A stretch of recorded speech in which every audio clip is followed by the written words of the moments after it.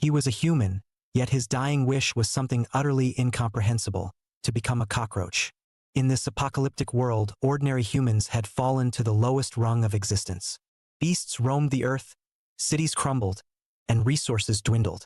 Survival had become a cruel binary: be devoured by monsters or risk your life hunting them for a meager chance at sustenance. But for the weak, even standing at the bottom of the food chain was a privilege worth fighting for. Joey was one such ordinary man. To stay alive in this hellish world, he joined a transport crew, scavenging among corpses and filth. "Hurry up. If you're not dead, get back to work." The captain's roar was accompanied by the sharp crack of a whip. The heavy cargo weighed down on Joey's back. His muscles screamed in protest, but he dared not slow down. "Joey, you worthless piece of trash. What are you dawdling for? Move it." The captain's impatience grew, but Joey could only lower his head and force a submissive smile.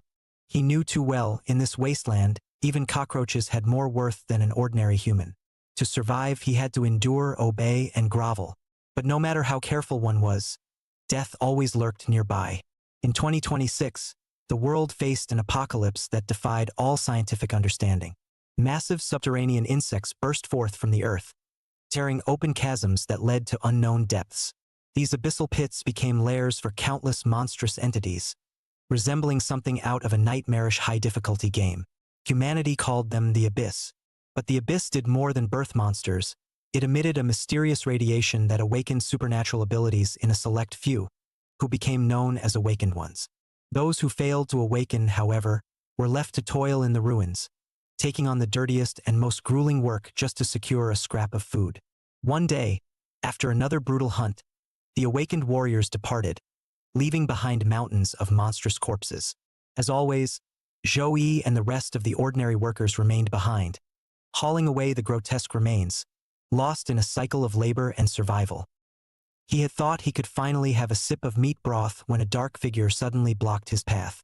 Before he could even lift his head, a vicious slap landed across his face, the sheer force nearly knocking him off balance. "You worthless scum, always dragging your feet. Do you have a death wish? And what's with that look? Are you trying to act pitiful?" The captain's cold voice was laced with irritation and disdain. He was used to unprovoked beatings. This was nothing new. Yet, at this moment, his clenched fists trembled ever so slightly. Joey lowered his head, his unkempt bangs hiding the simmering rage in his eyes.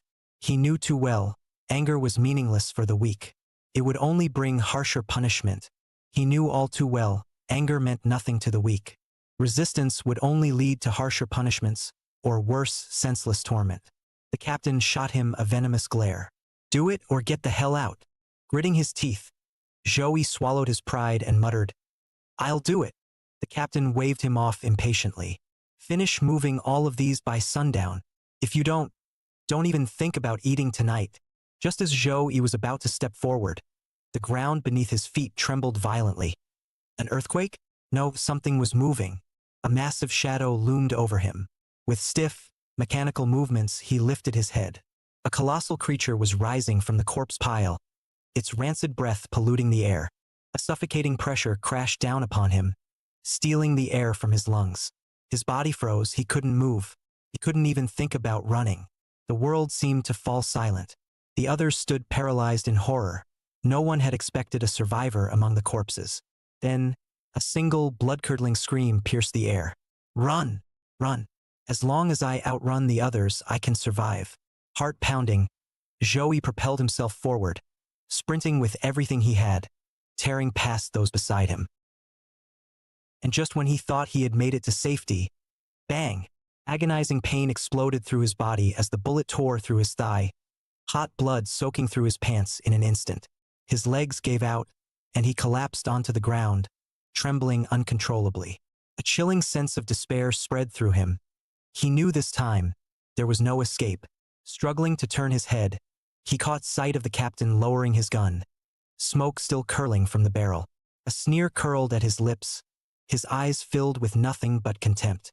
As the captain stepped over him, he chuckled coldly, looking down as if gazing at something insignificant.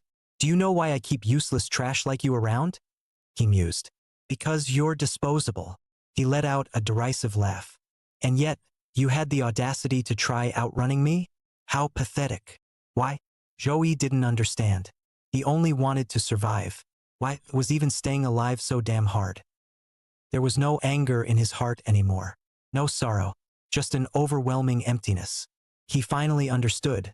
Someone like him was always meant to be discarded. A single tear traced its way down his dirt-streaked face, blurring his vision. Staring at his own blood-stained hands, he let out a self-deprecating chuckle, his voice a mere whisper. Maybe in a world like this, only creatures like you, cockroaches, can truly thrive. They could eat anything, never needing to scavenge or fight for food. Flesh, bones, metal scraps, even the radiation from the abyss couldn't kill them. Their resilience was enviable. His eyelids grew heavy, his consciousness wavered, and in his final moments, a single thought echoed in his fading mind. If there's a next life, let me be a cockroach. Life signs terminated. Initiating body reconstruction. Mutation evolution system activated. A cold, mechanical voice suddenly rang out in his mind, like a stone dropped into a still, lifeless abyss, stirring something new within him. Zhou Yi's body was reduced to dust in the maw of the beast, and yet his existence did not end. The system was still trying to reconstruct him. First reconstruction failed. Second reconstruction failed. 10,000th reconstruction failed. Time drifted in the void. The system continued its relentless attempts until the 1,599,999th reconstruction. Success. He didn't know how long had passed, but finally, a faint glimmer of light pierced through the darkness. In a pile of trash, a faint rustling sound echoed. Zhou Yi's consciousness slowly returned. His mind was hazy as he muttered, "Am I dead?" He raised a hand, then froze. What the hell is this claw? A shard of broken glass lay nearby, reflecting his image. He stared at it, eyes widening. Am I the Monkey King? No, wait.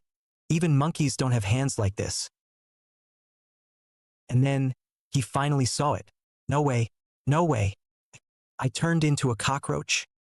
He gawked at his own insect-like forelimbs, his hardened exoskeleton, and the 2 extra arms sprouting from his sides. The sheer absurdity of it should have sent him into a panic. But strangely, his body felt natural, even agile. The only thing that felt off was a dull pain in his upper back, like something was about to break free. He instinctively tensed his muscles. With a sharp snap, the carapace on his back split open, revealing a pair of translucent wings. Before he could even react, his body shot up into the air like an arrow. However, just as the thrill of flying started to set in, Joey crashed straight into a wall. His wings trembled violently. His body wobbled in midair for a moment before helplessly plummeting to the ground. Shaking off the dizziness, he adjusted the muscles in his back slightly and was surprised to find that his wings could move nimbly at his command. He couldn't help but sigh. If I had known wishes before death were this effective, I should have asked to become something else. Just as he finished speaking, a golden figure suddenly appeared before him, a massive cockroach radiating an eerie glow. In a chilling voice, it spoke, "Ungrateful human, are you mocking the blessing of the cockroach god? For 5,000 years, you are the first human to ever pray for my power. I intended to bestow upon you the ultimate strength, and now you dare to regret it." Zhou Yi's heart sank as he inwardly cried out, "Damn it, this is just like a web novel coming to life." Without hesitation, he adjusted his expression, dropped to his knees, and plastered on a fawning smile. "System boss, no, dear father, I was wrong. I was completely wrong." However, the cockroach god showed no sign of forgiveness. Without a word, its golden figure flickered and vanished into the cold darkness of the alley, leaving Zhou Yi no chance to redeem himself. In the next moment, an emotionless system notification rang in his mind. System shutdown. You have been abandoned by the cockroach god. From that day forward, Zhou Yi's life took a drastic turn for the worse, plunging into unimaginable hardship. He spent his days shouting into the air, "System, summon system, come back." However, no matter how desperately he pleaded, there was no response, almost as if the system had never existed. Yet, amidst this torment, he stumbled upon an unexpected ability. He could actually understand the conversations between cockroaches. But this newfound skill brought him little joy, especially when he discovered the true nature of his kind's eating habits. His stomach churned in protest. Every time the other cockroaches gathered for a sumptuous feast, Joey would shrink into a corner, terrified of witnessing something he could never unsee. After all, their so-called delicacy was the excrement of other adult cockroaches. One day, a particularly plump cockroach in the group took notice of Joey sulking in the corner. With an enthusiastic grin, he handed over a freshly prepared meal, saying, "Bro, you gotta eat poop while it's still warm. This one's fresh out. Top quality."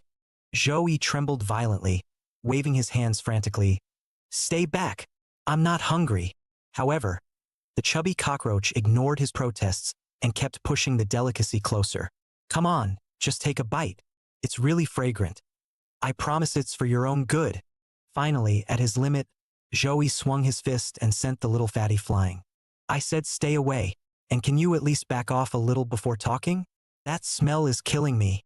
But after 5 days without food, Joey's body was reaching its breaking point.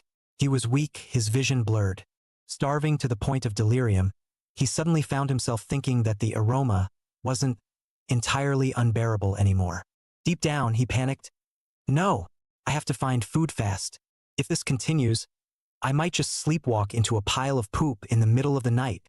Using his human intellect, Joey began scavenging through the trash, desperately searching for anything edible. While sealed plastic bags could block a cockroach's sense of smell, they posed no obstacle for him. Soon, he discovered an expired egg yolk pie buried under a pile of rotting garbage. The packaging was torn, and the surface of the pie had an unsettling sheen. A system notification popped up. "Expired egg yolk pie detected. Approximate caloric value, 385 kilocalories. Safe to consume." At first, Joey stared at the 3-year-old expired snack, feeling a wave of nausea rise in his stomach. But hunger was far more unbearable than disgust. His stomach growled endlessly, demanding food. In the end, he gave in and took a bite. As he chewed, he muttered to himself, "Damn, this is actually good. Humans may see it as garbage, but as a cockroach, this is a feast. Maybe this is what I was truly meant to become." By the 10th day, Joey and the chubby cockroach were crouching together in a dark corner. He gazed up at the murky sky, contemplating the past few days. "The cockroach god still hasn't appeared. I thought life would get easier after turning into a cockroach, but reality has slapped me in the face. This isn't even a life a cockroach should have to endure." He had tried jumping off buildings, drowning himself, and even drinking pesticide, but the terrifying resilience of a cockroach's body rendered all those methods useless. The only way out was to find a natural predator and let it devour him. However, just thinking back to the time he was chewed up by that monstrous creature made his entire body tremble in fear. In the end, he gave up on that idea as well. With a deep sigh, Joey muttered, "Forget it. If I can't die, I might as well try to live." Cockroaches were social insects. If he could gather a swarm and rise to power, becoming the cockroach king wasn't entirely impossible.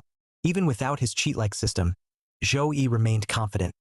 "With my human wisdom, I'll make sure I thrive in this new life." From that day on, Joey began working on winning over the hearts and minds of the cockroach colony. He turned to Chubby and, striking a leader-like pose, confidently said, "Chubby, I see great potential in you. You were born different. Why not join me? Stick with me, and I guarantee you'll live better than any other cockroach out there." Chubby, however, rolled his eyes without hesitation. "Yeah, right. You can't even get a fresh pile of poop to eat, and you think I'd follow you? Keep dreaming." At that moment, Joey realized something crucial. If he wanted to dominate the cockroach world, simply living well wasn't enough. He had to make sure the others believed he was living far better than they were. He clenched his tiny fists, determination surging within him.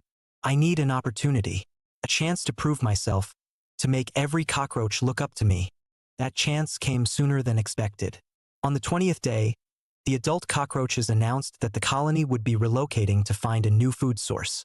The younglings could choose to follow or stay behind. It was entirely up to them.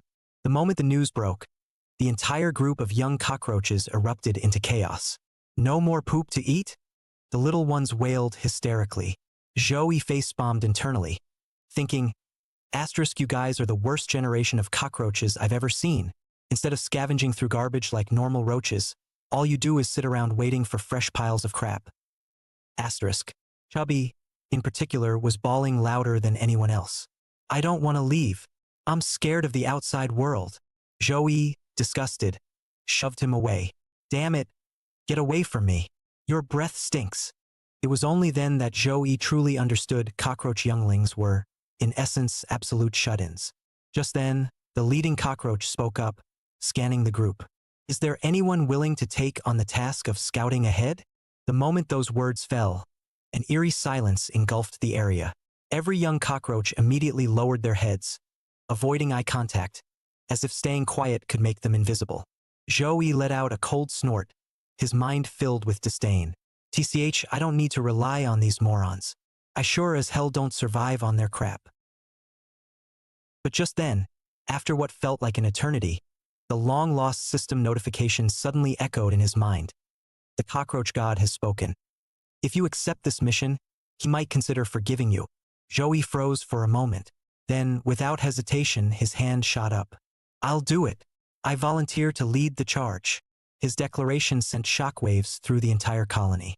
Even Chubby was so moved that tears welled up in his tiny eyes. Holy crap, big bro, you're so brave.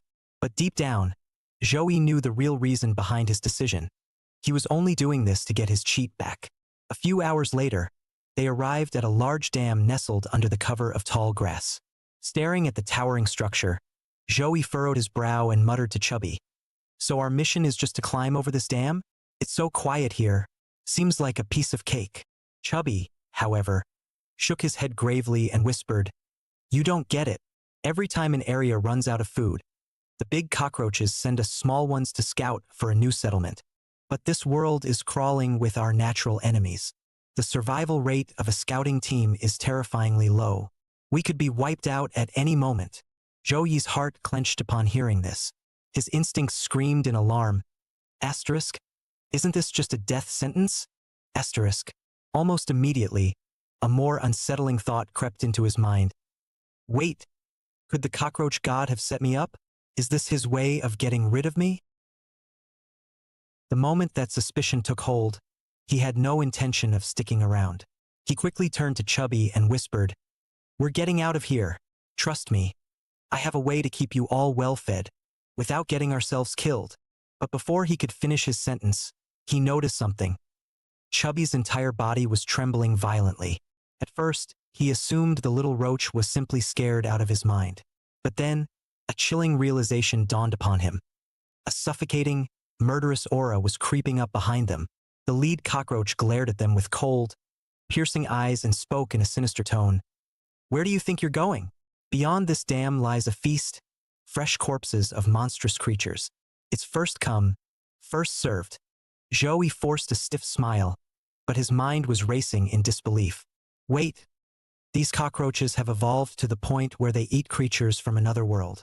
That's insane. Well, at least I'll never have to worry about food again. All right then, goodbye forever. He chuckled awkwardly and waved his tiny legs, attempting a casual retreat.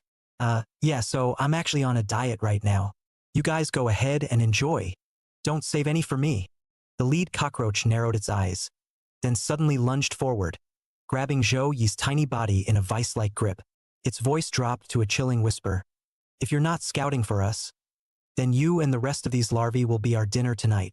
Joey felt his tiny cockroach heart sink. He let out a bitter laugh. So even as a bug, I still can't escape the law of the jungle, huh? Suddenly, memories from Joey's past life surged through his mind.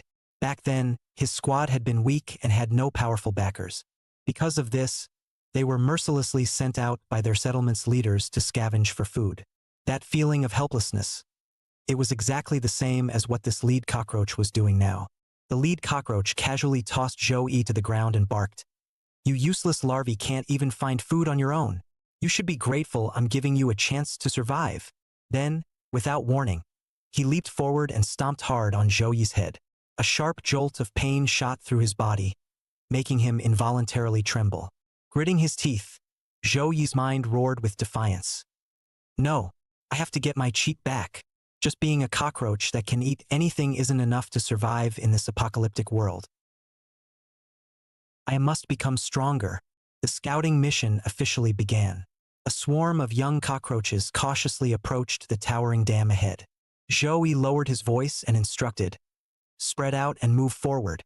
If you notice anything unusual, sound the alarm immediately." Just as he picked up speed, he suddenly noticed Chubby sticking uncomfortably close to him. Frowning, he snapped, "Get away from me. If we clump together, we'll all get wiped out at once." But instead of listening, Chubby clung onto him even tighter, his voice shaking. "No, I'm scared." Zhou Yi let out a long sigh, glancing at the trembling idiot beside him before reluctantly waving his hand. "Fine, whatever. You were the first one to offer me food. After all, just stay close and don't slow me down." As they got closer to the dam, Zhou Yi's instincts screamed that something was wrong.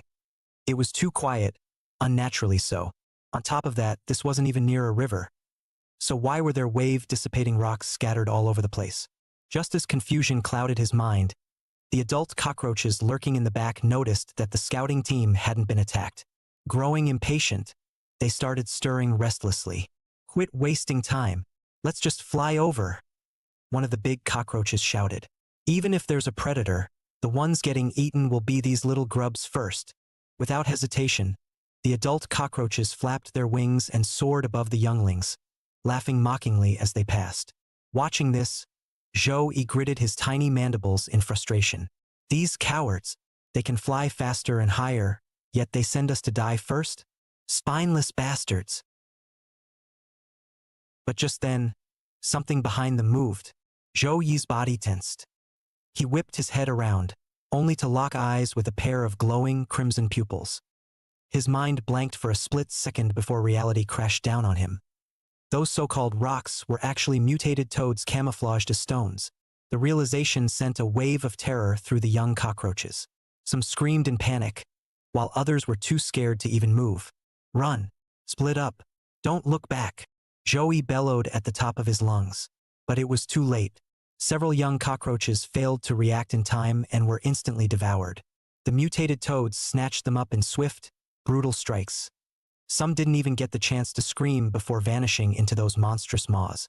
Zhou Yi's eyes widened in horror, watching his kind get swallowed alive. His chest burned with helpless fury. The grotesque scene unfolding around him only made his heart sink deeper into despair. Then, out of nowhere, the system's voice suddenly echoed in his mind. "Ding! Threat detected. Mutated toads. Weakness. Cannot attack beyond a 4-meter range. Unable to see prey that remains completely still. Zhou Yi's eyes flashed with urgency. He instantly roared, "Don't move! Stay absolutely still. They can't see anything that isn't moving. Just stay put." Just as Zhou Yi held his breath, the cockroach god's voice echoed in his mind, laced with amusement and intrigue. "Now then, I'll give you 2 choices. The first option, there's a safe passage. If you abandon your fellow cockroaches, you can escape unscathed. The second option, you can save 1 cockroach, and they will become your most loyal subordinate." Zhou Yi's mind blanked for a second before rage surged through him. Staring at his fallen companions who had already been devoured, he cursed internally. "Are you kidding me? If I don't even survive, what's the point of becoming the cockroach king?" But then his gaze landed on Chubby. The little cockroach lay trembling on the ground, tears streaming down his face, completely consumed by despair. He knew he wouldn't last. Staying still for long was nearly impossible for him. It was only a matter of time before a toad caught and swallowed him whole. Yet, even in his hopeless state, Chubby was staring at him with pleading eyes, his voice trembling as he whimpered, "Be big, bro." That look hit Zhou Yi like a hammer to the chest, dragging up memories of his past life. He had once been in the same position, lying helplessly on the ground, desperately hoping that someone ahead of him would turn back and lend a hand. But he knew all too well, in the apocalypse, that kind of hope was nothing but a fantasy. No one would risk their own life to save another. The cockroach god continued his countdown, unhurried and unwavering. 5, 4, 3, 2. Watching Chubby's desperate expression, Zhou Yi's heart twisted in conflict. Finally, he gritted his teeth and muttered, "You damn fatty. Remember this. Cut back on the poop. You're way too heavy. Start losing weight." One chubby froze for a second before bursting into tears again, this time out of joy. "Big bro, you're saving me. I love you, man." "Shut up," Joey snapped, rolling his eyes. He pinched his nose in disgust. "Cut the sappy crap. Your breath stinks so bad. I'm about to pass out." But at that very moment, a deafening whoosh filled the air. A massive mutated toad lunged straight at them, mouth wide open. With no time to think, Joey acted on instinct. He shoved Chubby away with all his strength. And in that split second, he himself was swallowed whole. As Joey was swallowed whole, a strange sense of relief washed over him. He had no regrets because at this moment he had finally become the kind of person he once wished for. Someone willing to reach out a helping hand, even in the face of despair. Just as his consciousness began to fade, the system's voice suddenly rang out. "Ding! You have passed the Cockroach God's trial. Your courage and self-sacrifice have moved him. System reactivated. Skill activated, devour all things. Trigger effect, devour mutated toad. Acquired, tongue lash ability and corrosive acid mucus." The next moment, a violent surge of energy exploded. Boom! The mutated toad's body burst apart, sending flesh, blood, and acid flying in all directions. From the grotesque remains, a figure slowly emerged. The system chimed once more, special reward, human form restoration. Joey lowered his gaze, staring at his own hands, feeling the warmth and familiarity of a human body. His chest tightened with overwhelming emotion. Muttering to himself, he declared, Joey have finally returned." His eyes burned with determination. This time, he would never allow himself to fall again. Then, the voice of the Cockroach God echoed once more, carrying a rare sense of approval. "Well done, Joey. Even in the face of death, you upheld your righteousness. You are worthy of my legacy." Joey lifted his head, eyes gleaming with curiosity. "Cockroach God, since I've inherited your power, does that mean I can turn back into a cockroach anytime I want?" The Cockroach God fell silent for a moment before letting out a weary sigh. "The undying little strong one. Why do you cling so tightly to the form of either human or cockroach?" Joey scratched his head, looking genuinely confused. Great God. My literature skills are kinda bad. I don't really get what you're saying." The Cockroach God remained silent for a moment before finally sighing and explaining. "What I mean is, whether you choose to be human or a cockroach, you will still possess the power of immortality." Joey looked down at his fully restored human body, then glanced at the slightly twitching antennae on his head. He exhaled in relief, unable to hold back his excitement. "So that means I don't have to be a cockroach anymore." The Cockroach God nodded approvingly. "Even when faced with death, you did not abandon your comrades simply because they were insects. You are worthy of my legacy." Just as Joey was basking in his newfound success, a sharp splat suddenly echoed through the air. A bad feeling surged through him. He slowly looked down. There was a wet, squished stain beneath his foot. His heart skipped a beat. He lifted his foot, and there, flattened against the ground, was Chubby. The Cockroach God's voice instantly turned ice cold. "You just stepped on the very comrade you saved." Joey's face froze, his mind spiraling into full-blown panic. Shit. I was only able to turn back into a human because I saved Chubby. Now that I've squashed him into cockroach paste, what if the system turns me back? Forcing himself to stay calm, he desperately muttered in his mind, "Stay composed. Play it cool. In moments like this, survival is all about acting skills." The Cockroach God, however, sounded even more furious, his voice dark and heavy. "Did I make a mistake choosing an absolute idiot to inherit my legacy?" Sensing imminent danger, Joey made a split-second decision. He dramatically dropped to his knees, clutched his head, and wailed at the top of his lungs, "Chubby, why have you left me? I raised you with my own 2 hands, and now fate cruelly takes you away. Black-haired humans should never have to bury black cockroached friends. Oh, the injustice." Just as Joey was giving the performance of a lifetime, sobbing his heart out, The system's voice suddenly rang out, unhurried and indifferent. Stop crying. Chubby isn't dead. In fact, he will never truly die. Zhou Yi's dramatic wailing came to an abrupt halt. He blinked in confusion. The system continued. He has now become your personal guardian. As the king, you can resurrect him anytime, as long as you kill enough mutated monsters to collect energy. Upon hearing this, Zhou Yi's gaze snapped toward the mutated toads that had terrorized them moments ago. His once panicked eyes darkened with pure fury. Clenching his fists so tightly his knuckles cracked, he growled through gritted teeth. Well, talk about a fated reunion. Today, you bastards are going to experience the wrath of a human. He was just about to charge in when, a mutated toad leapt out from behind him, its massive webbed hand slapping the back of Zhou Yi's head with full force. His vision blurred from the impact, his body nearly toppling over. Furious, he spun around and roared. Who the hell do you think you are? You think you're Levi trying to slay a titan? Blinded by rage, he clasped his hands together and squeezed the toad with all his strength, crushing it into a mushy pulp. However, he had overlooked one very crucial detail. Mutated toads were filled with corrosive acid. Sure enough, the instant his hands crushed the creature, searing pain shot through his fingers. His skin bubbled as the acid ate away at his flesh, sending waves of excruciating agony up his arms. With a strangled yell, Zhou Yi flung the corpse away, frantically shaking his hands to rid himself of the burning sensation. Unfortunately, he was so focused on flailing his arms in pain, he completely forgot that his worm-like lower half was now fully exposed, defenseless, out in the open. A nearby toad took immediate notice. With no hesitation, it lashed out its long tongue. Chomp! It bit down right onto Zhou Yi's lower body. In the next instant, a soul-wrenching pain shot through Zhou Yi's entire body. His eyes bulged wide, and with a scream that could shatter glass, he leapt 3 meters into the air. A jump that completely defied the laws of physics. Finally, gritting his teeth through the agony, he used every ounce of strength to pry the toad off his body, his face contorting in sheer pain. Devastated, he clasped his hands together and howled to the heavens, Godfather, Godfather, I can't even beat a single mutated toad. I'm completely useless.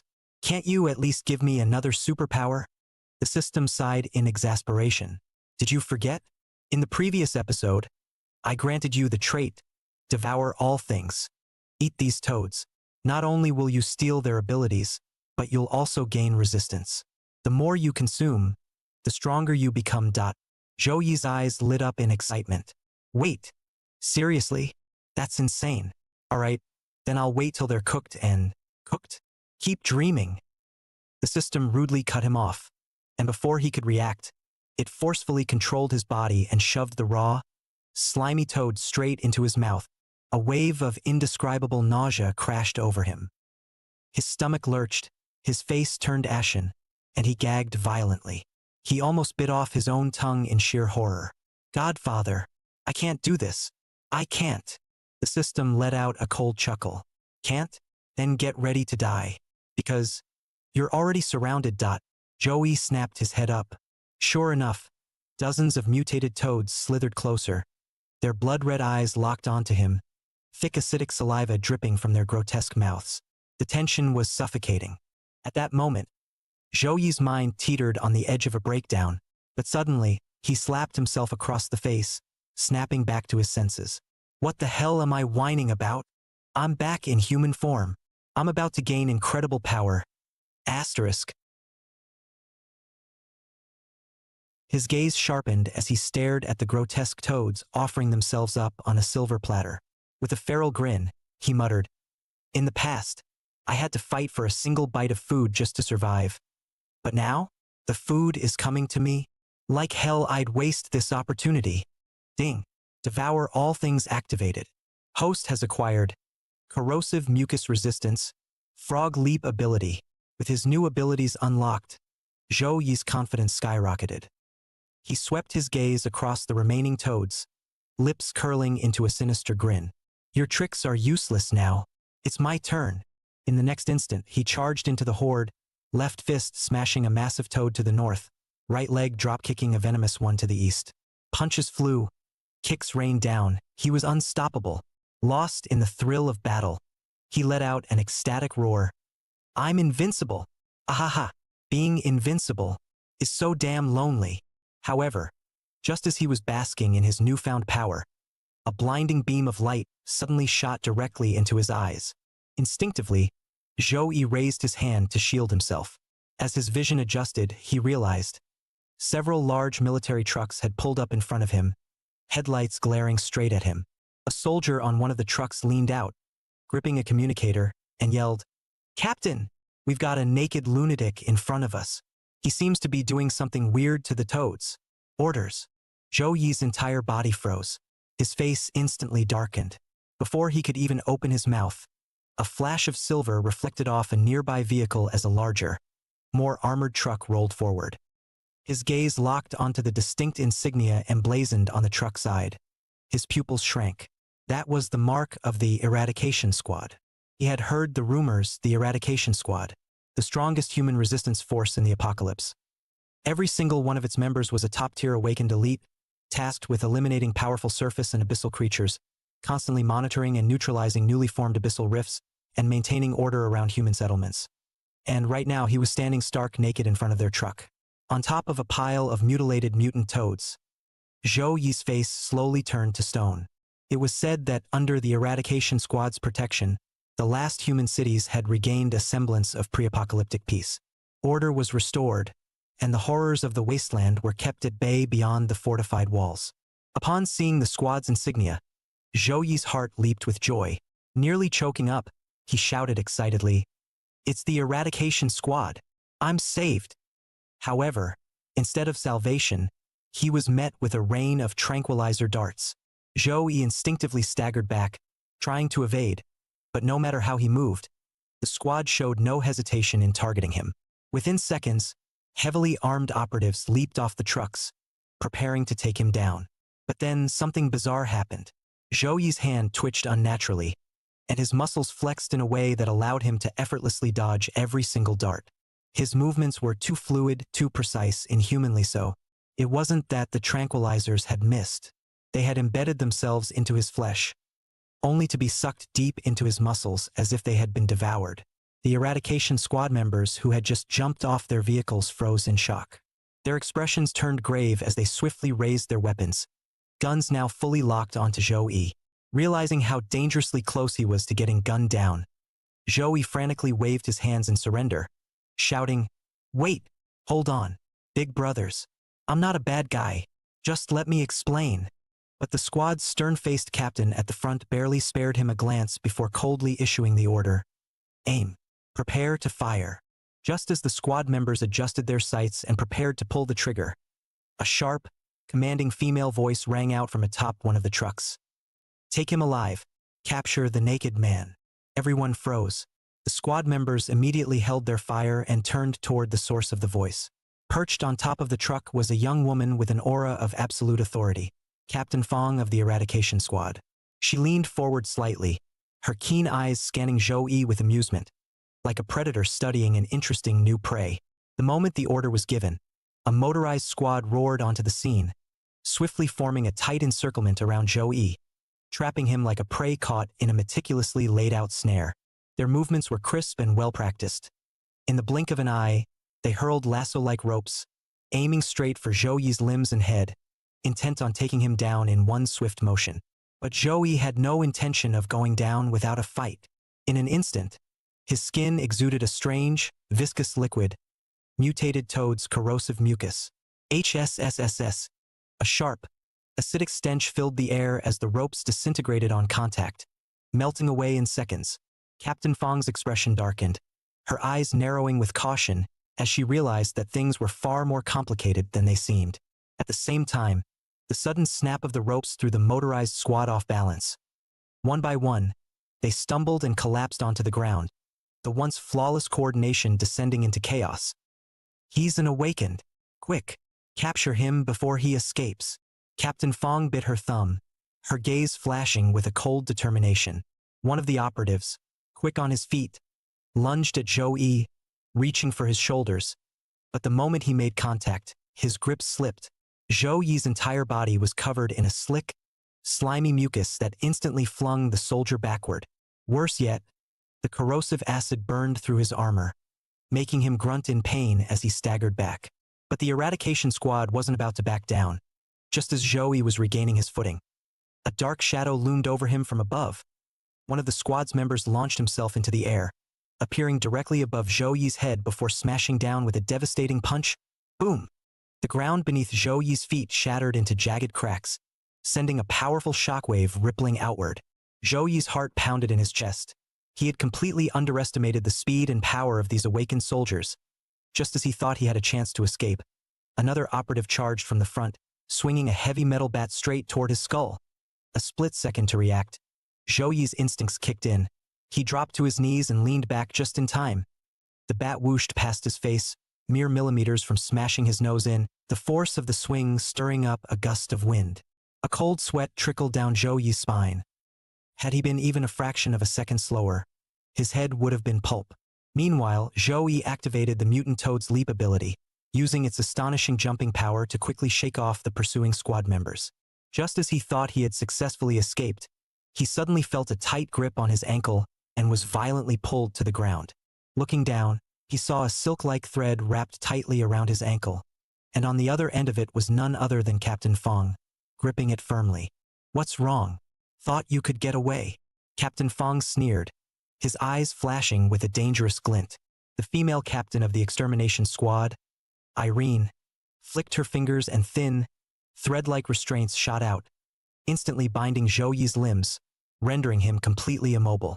With a slight twist of her wrist, the silk threads tightened, leaving Joey completely restrained, his struggles utterly futile. "How many now?" she asked coldly. A squad member immediately replied, "Reporting, Captain. This is the 13th one." Without hesitation, Irene mounted her motorbike, casually hooking Joey onto the back and dragging him along the road at high speed. 10 kilometers away, the outline of a fortress city gradually emerged, its steel walls glinting coldly under the setting sun. The guards stationed on the walls spotted Irene's return from afar and immediately activated the defense system, slowly opening the formidable vermilion bird gate, a symbol of both authority and merciless judgment. To prevent monsters from sneaking in, the gate was only open to a narrow slit, barely wide enough for a single person to pass through. Irene maneuvered her motorbike with precision, performing a sliding drift through the gate while ruthlessly flinging Joey, who had been dragged along the entire way, onto the ground inside the outpost.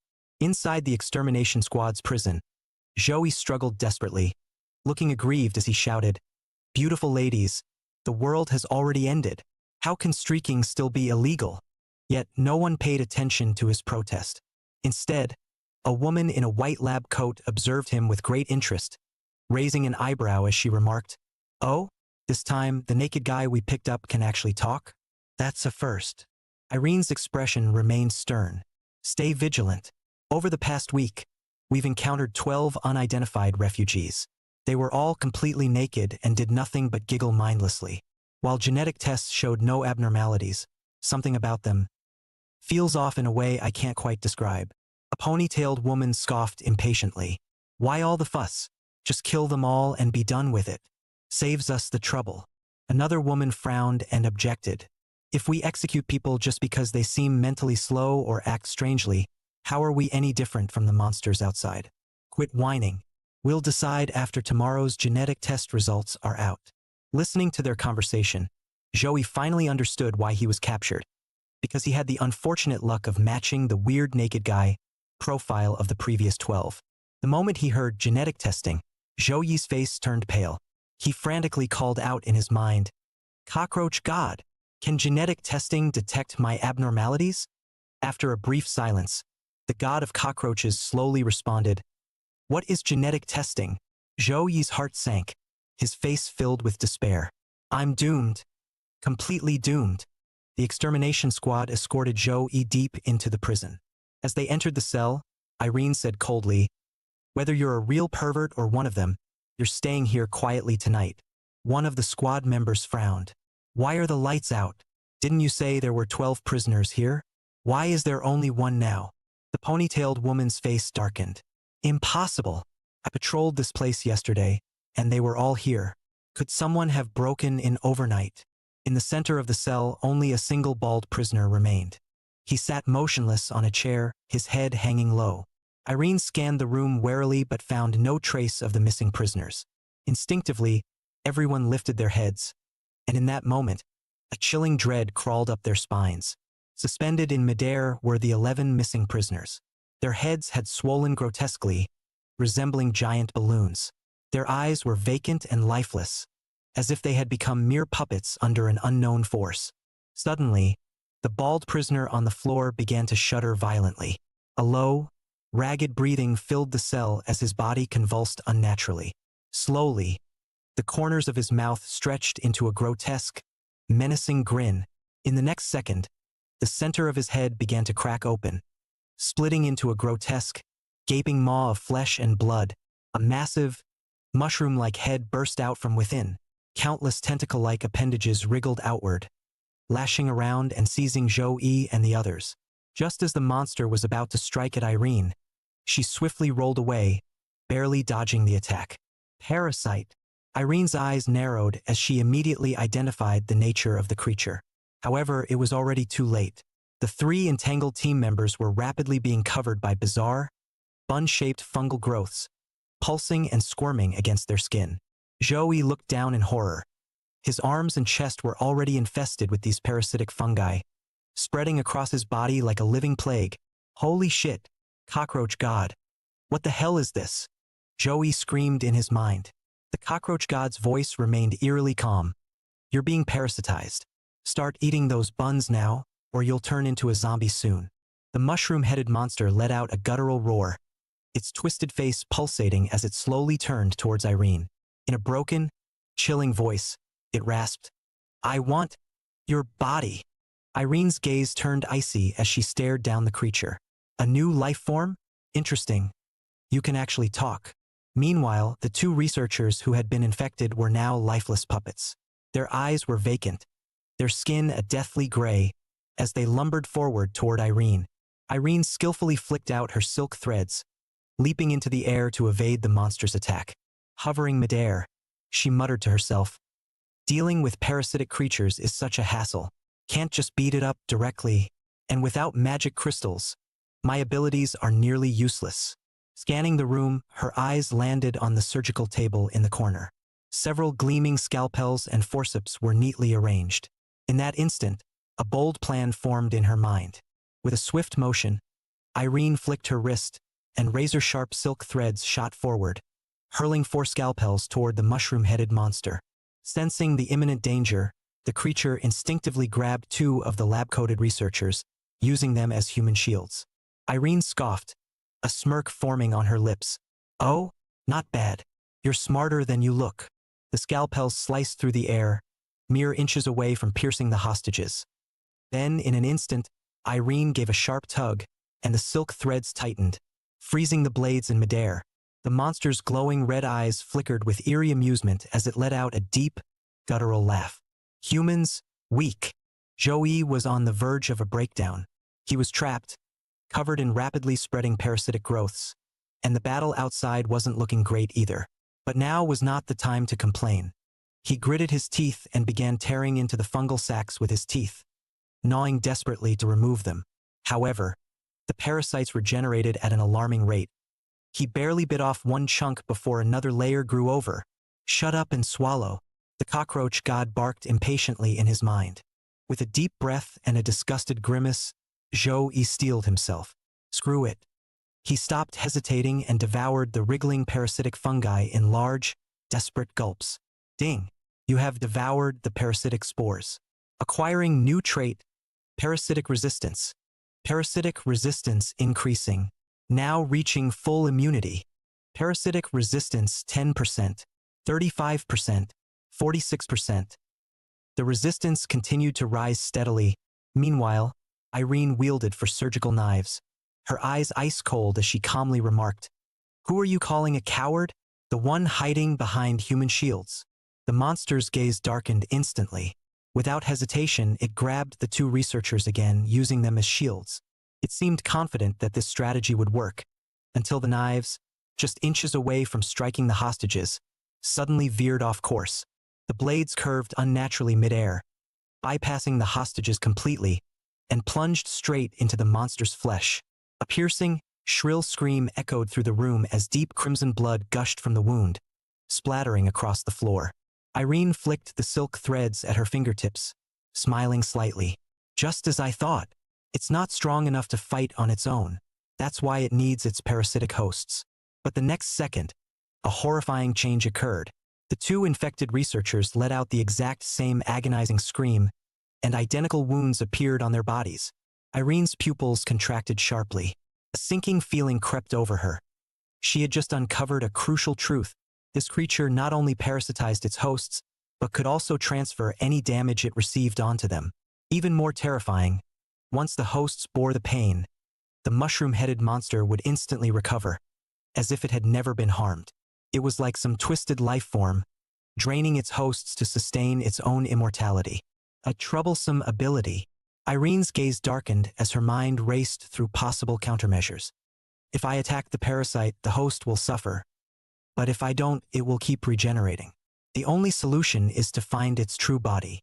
Just then, the mushroom-headed creature's grotesque mouth slowly curled into an unsettling grin. Its fungus-covered tendril rose, pointing directly at Irene. In a distorted, fragmented whisper, it murmured, "You are infected too."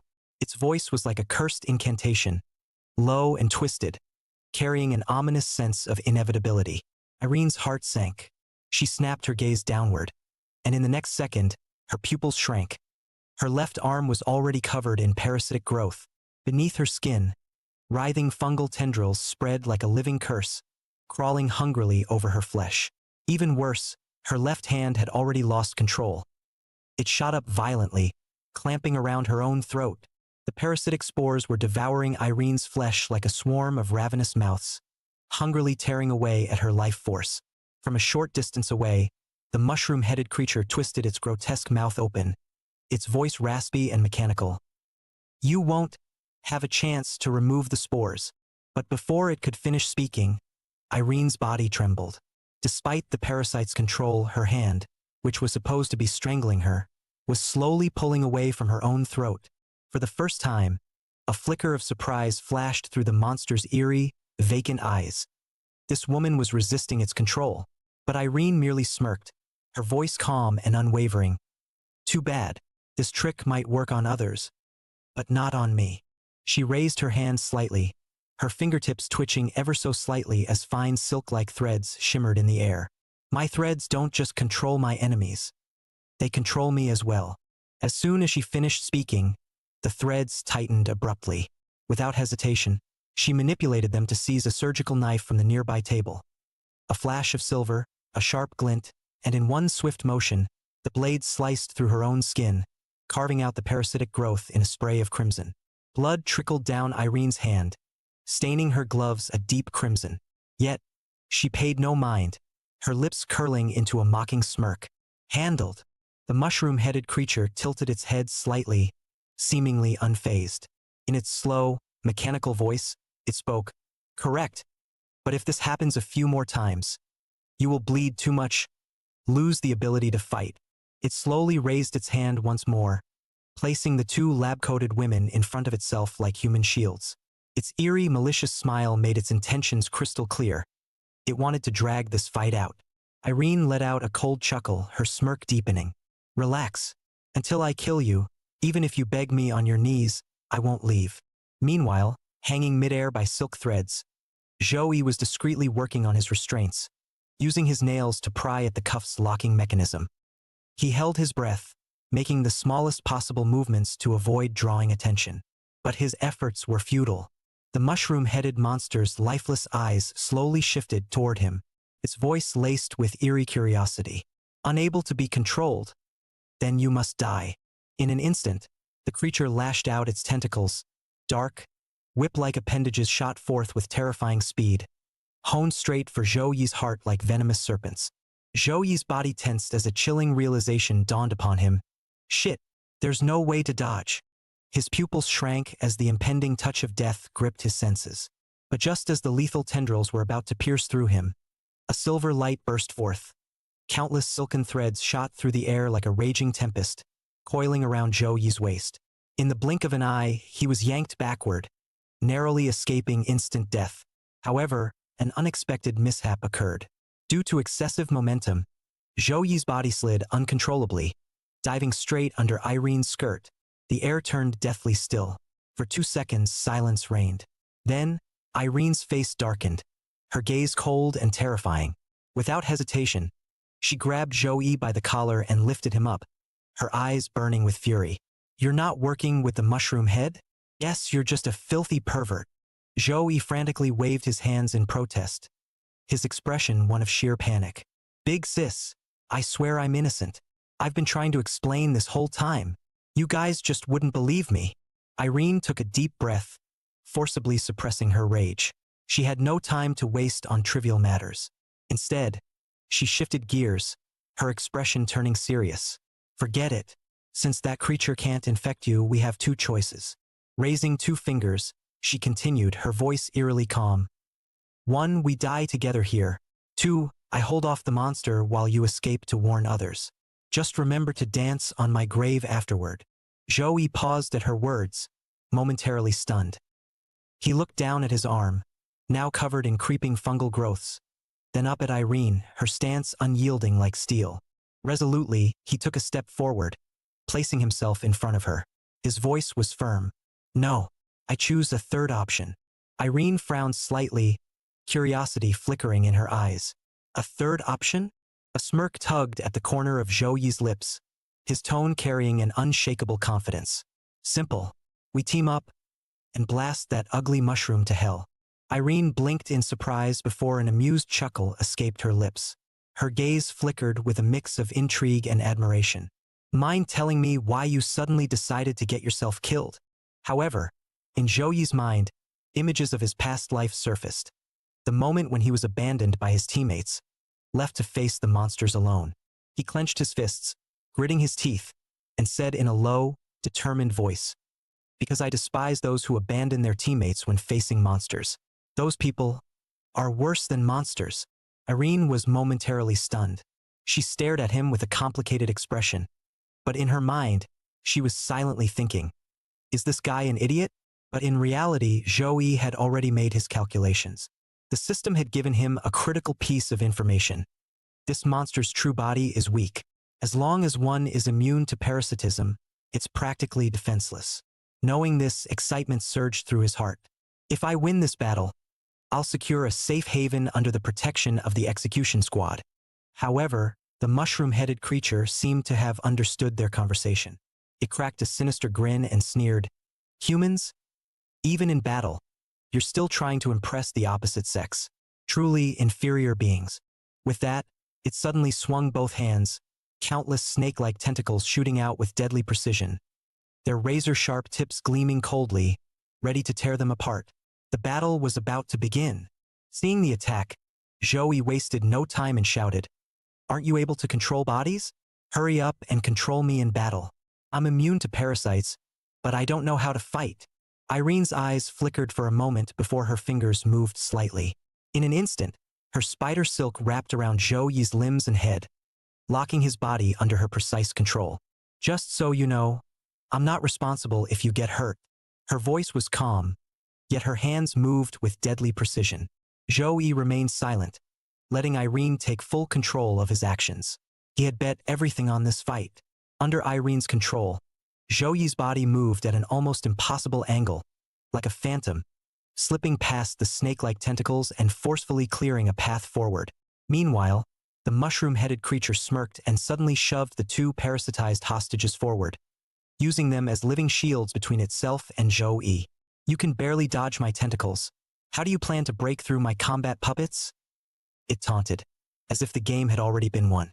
However, Irene merely let out a cold chuckle, her fingers moving ever so slightly. Zhou Yi's body instantly leaped into the air, soaring like a perfectly controlled hawk, flipping effortlessly over the first hostage's head.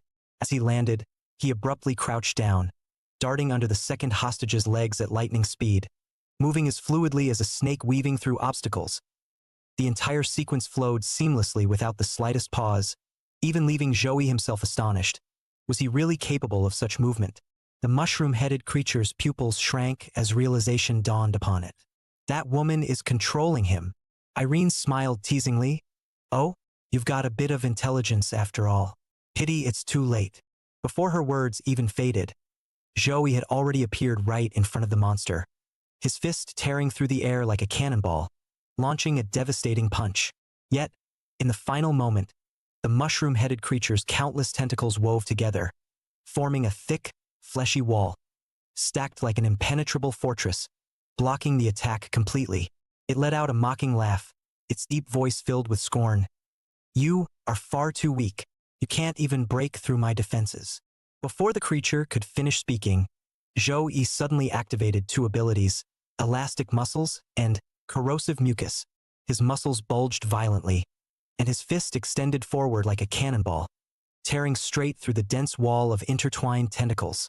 The wind pressure of his punch, laced with corrosive mucus, shot directly at the mushroom-headed creature's chest.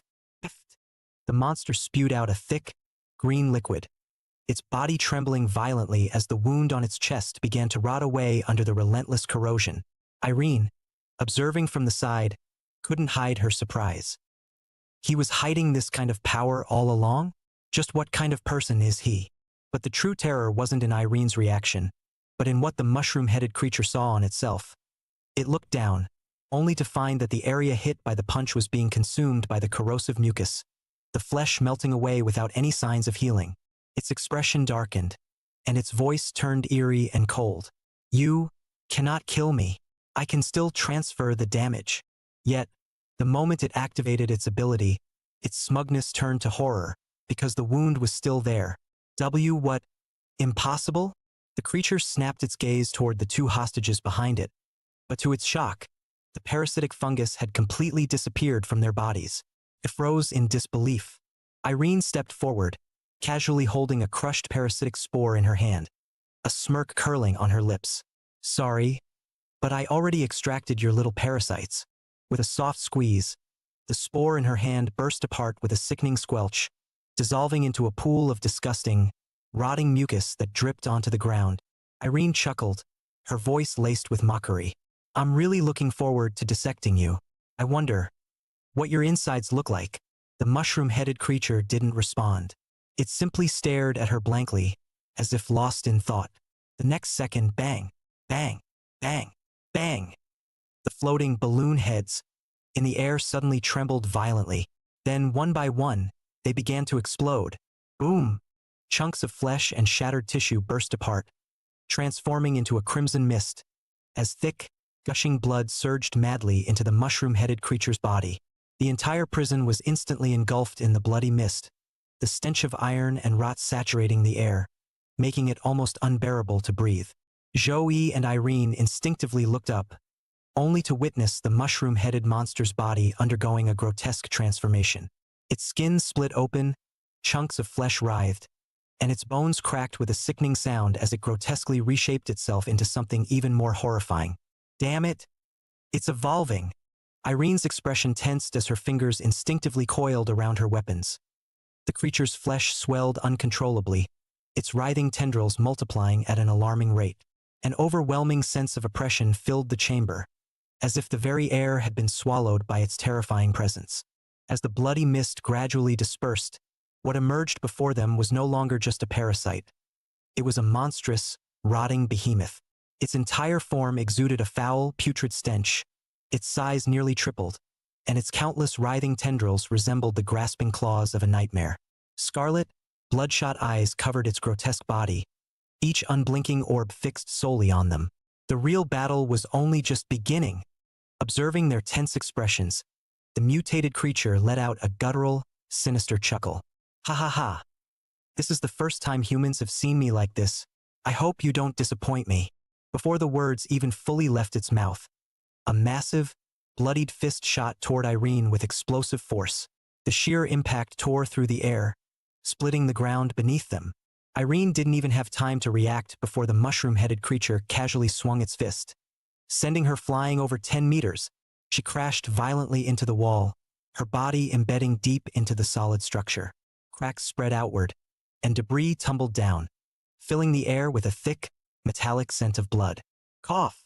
Her chest heaved violently, a sickly sweet taste rising in her throat. She gritted her teeth, forcefully swallowing it down. Her mind reeled in shock. This thing, its strength has completely surpassed its previous state. This isn't just an evolution. It's on an entirely different level. Before she could even formulate a plan, a crimson claw sliced through the air at terrifying speed, aiming straight for her head. Bang! The mushroom-headed creature grabbed Irene's skull, dragging her face across the wall with brutal force. A deep, bloody trail, 5 to 6 meters long, was carved into the solid surface, leaving streaks of crimson in its wake. Then, without hesitation, it raised its fist high and smashed it down, burying Irene into the ground. The impact was so great that the floor shattered, forming a half-meter-deep crater. Ha ha. Irene's body trembled violently, her vision swimming in red. Her consciousness wavered, and even lifting a finger felt impossible. At that moment, the mushroom-headed beast slowly turned its grotesque head. Its twisted, bloodthirsty grin stretched unnaturally wide as its bloodshot eyes locked onto Zhou-Yi. It licked its cracked lips, its voice a guttural rasp. "It was you, wasn't it, who hit me?" Zhou-Yi felt an ice-cold chill rush down his spine, freezing him to the core. His instincts screamed at him to run, but his body refused to move. Forcing himself to remain calm, his mind raced frantically, desperately searching for a way to survive. However, before Zhou-Yi could even think of a countermeasure, the mushroom-headed monster had already appeared right in front of him. Bang! The creature viciously lifted its thick, muscular leg and delivered a brutal roundhouse kick. Zhou-Yi's body flew like a kite with a snapped string, spinning uncontrollably midair. His pupils dilated, his vision blurred, and for a brief moment, all thought processes came to a complete halt. Thud! His body crashed heavily into the ground, the impact sending shockwaves through the earth. A crimson spray of blood splattered in all directions. His limbs were twisted at unnatural angles, his body twitching in agony. His breathing became shallow. He was on the verge of death, a single breath away from his life slipping away. Warning! Full-body skeletal fractures detected. Severe internal organ damage. Life functions critical. Detecting fatal injuries. Undying trait activated. Initiating rapid regeneration. Within mere seconds, Zhou-Yi's cells accelerated their repair process. Shattered bones knit back together, torn organs regenerated, and his ragged breathing grew stronger. Then, his eyes snapped open. The cockroach god's voice echoed coldly in his mind. "Don't move. I can't guarantee I can bring you back if you take another hit." Zhou-Yi instantly grasped the situation. Without hesitation, he forced himself to go limp, held his breath, and continued playing dead, lying motionless on the ground. Zhou-Yi smirked slightly and muttered to himself, "Come on, gorgeous. You've got to win this fight." The mushroom-headed monster sneered at Zhou-Yi's limp body, completely devoid of movement, not even the slightest twitch. Too weak. Far too weak. It lost interest in the so-called corpse and was about to deal with Aileen when, suddenly, a sharp sense of danger surged within its mind. It snapped its head around, only to see Aileen, who had somehow already moved behind it, launching a surprise attack. But the monster merely scoffed, as if it had anticipated this move all along. In a blink, it lashed out with a tendril and effortlessly caught Aileen by her slender leg. Bang! In the next instant, it slammed her into the ground with brutal force, and then again, bang, bang, bang, bang, bang, over and over, like a ragdoll. She was pounded into the concrete floor, leaving deep craters behind with each impact. As the final, devastating slam landed, Aileen lay motionless, blood trickling from her lips, her breath ragged and weak. Yet, the mushroom-headed monster still didn't seem satisfied. It smirked cruelly. "Is that all you've got?" Then, with another powerful swing, it hurled Aileen toward the ceiling. Before she could even react, bang! A massive tendril shot out, striking her midair like a baseball bat smashing a home run. Her body rocketed through the air and crashed into the very chair that had once imprisoned the monster. A heavy, bone-crunching impact echoed throughout the prison, followed by the sickening sound of her body slamming onto the ground. Her long legs were now completely shattered, twisted in unnatural angles, blood pooling beneath her as she lay motionless, completely incapacitated. At this moment, Eileen's body was almost completely wrecked. Only her two arms could still move, albeit barely. Her consciousness wavered, crimson blood dripping from the corner of her lips, pooling onto the floor in a dark, ominous stain. Joey stared at the scene before him, a bone-chilling despair creeping into his heart. Even the vice captain of the hunters can't defeat this thing.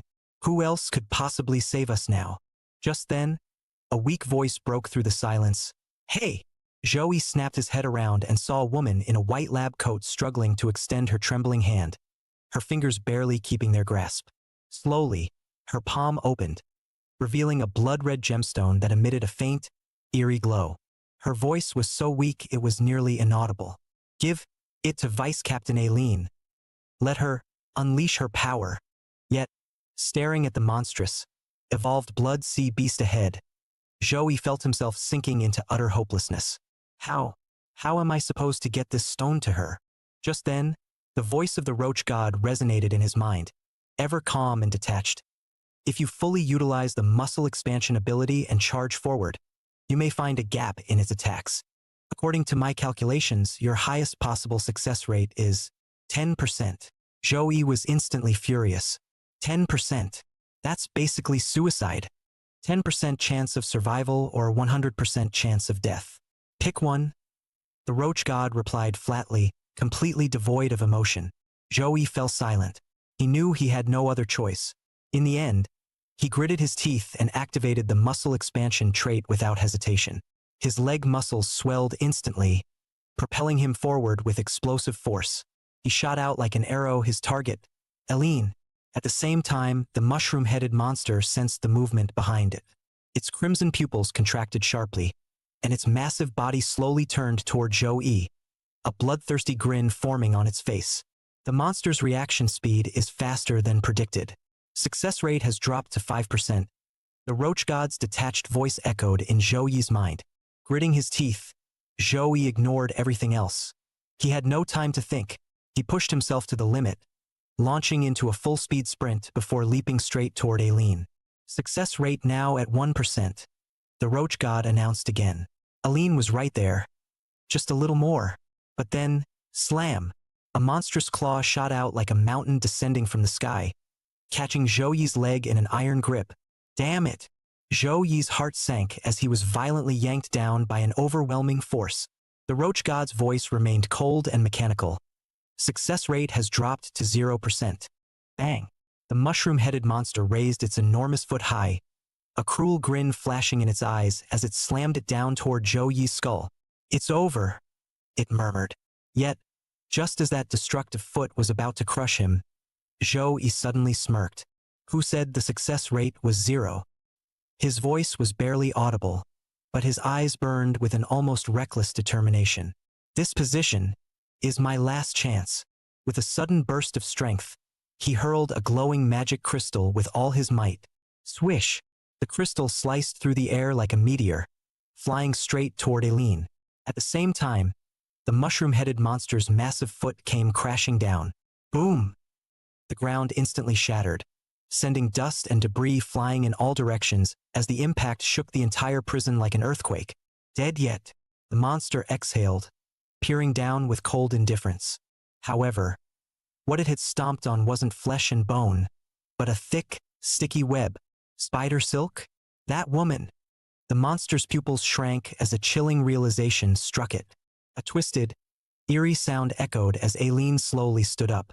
Though her legs were broken, they were tightly bound at the joints by spider silk, forcefully supporting her body and restoring her mobility.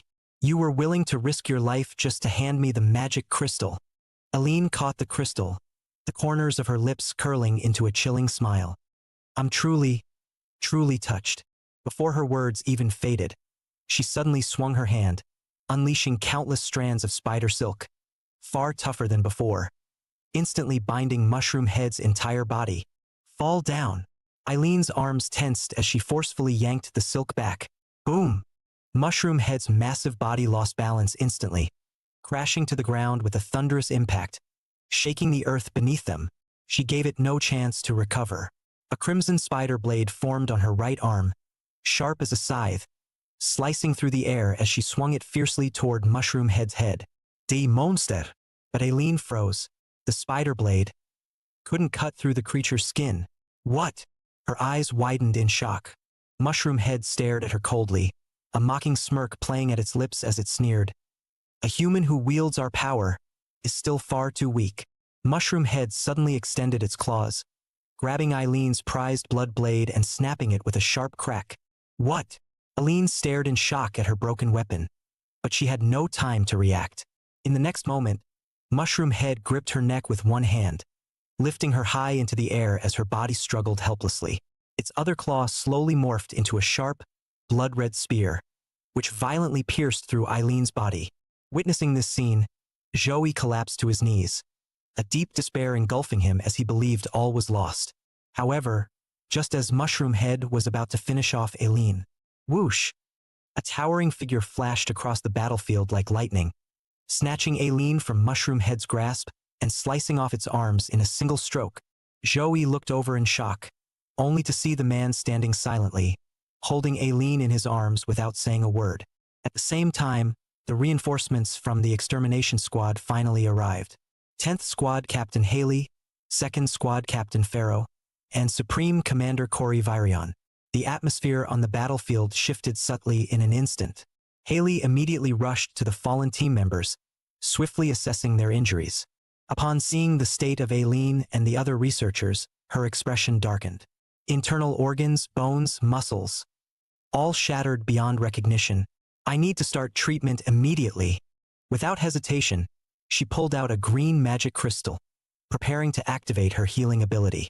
At that moment, Pharaoh, the 2nd Squad Captain standing at the front, spoke calmly. Don't worry. No monster will ever break through my defense and harm you.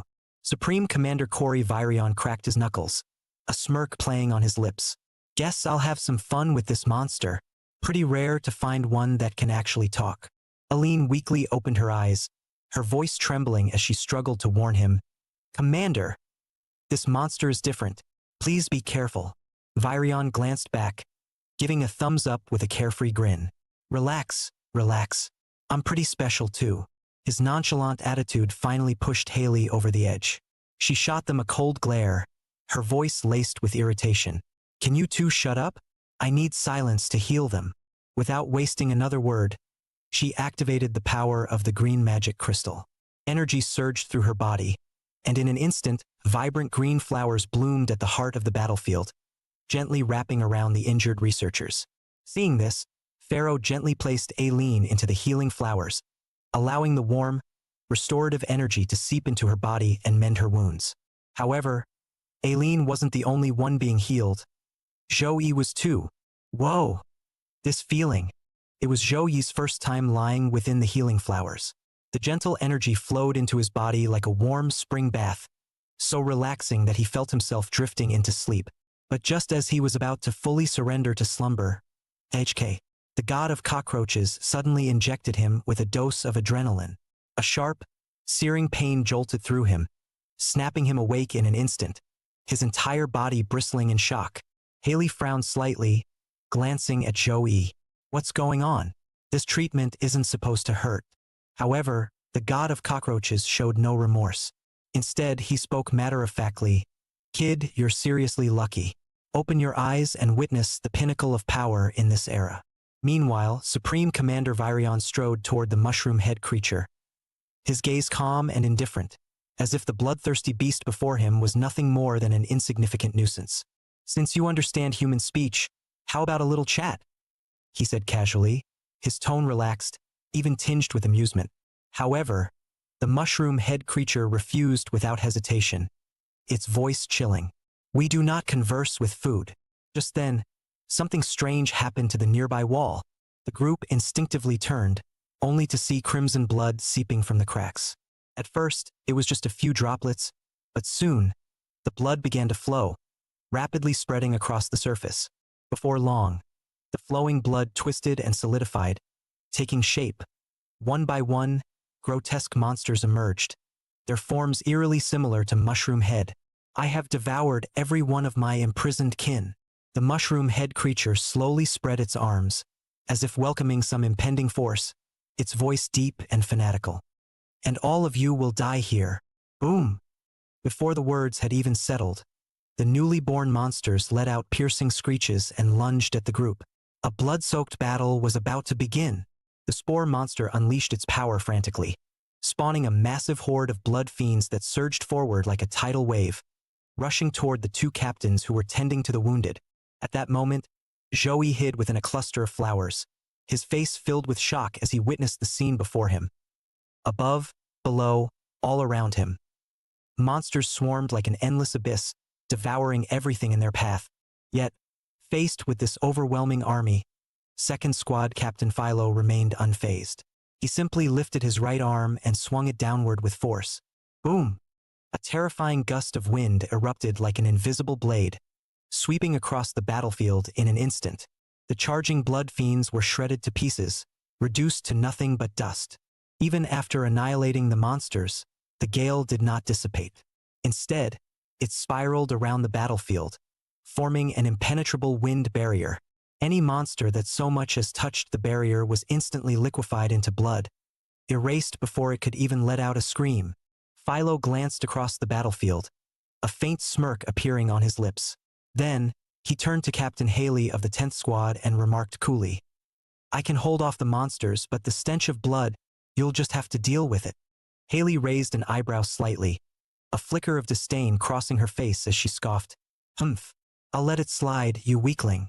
Hidden in the shadows, Joey watched the entire scene unfold, his heart pounding with disbelief. So this is the power of a captain? This is absolutely terrifying. However, the battle was far from over. On the other side, the spore monster, assuming its monstrous army had successfully stalled the two captains, began frantically absorbing the surrounding blood, seeking further evolution. Its body swelled grotesquely, muscles writhing like molten lava, twisting and expanding. Suddenly, its forehead split open, and two grotesque, snarling heads burst forth. At the same time, its two arms mutated, sprouting into four massive limbs. Its entire form expanded once more, morphing into a truly nightmarish behemoth. Joey's eyes widened in sheer disbelief. He gasped, his voice trembling. "What?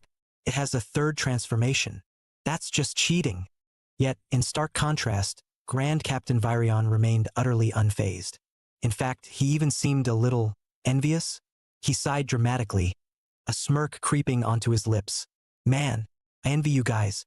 Just thinking about getting bigger and boom, you grow." Then his eyes gleamed as he added slyly, "But for me, I need a good warm-up first." His words sent a chilling realization through the crowd. He could transform too, yet the spore monster was oblivious to the sheer difference in their power levels. Instead, it let out a deafening roar, swinging all four massive arms, launching a devastating strike at Virion. Boom! The sheer force of its attack shattered the ground, a gale of destruction surging outward. Yet, just as the monstrous fists were about to land, Virion merely tilted his body slightly, effortlessly dodging the attack. What? The spore monster's fury ignited. With all four arms, it unleashed a flurry of relentless strikes, a torrential downpour of fists raining toward Virion. Yet, Virion simply moved with effortless grace, weaving through the blows like a whisper in the wind, completely untouched. "Damn you! Stop dodging like some pathetic insect!" The spore monster roared in absolute rage, its voice shaking the battlefield. The spore monster suddenly lashed out with countless tendrils, surging toward Virion like a storm, wrapping around his body in an unbreakable bind. Yet, just as the monster thought it had him, "It's over." Virion's gaze turned ice-cold.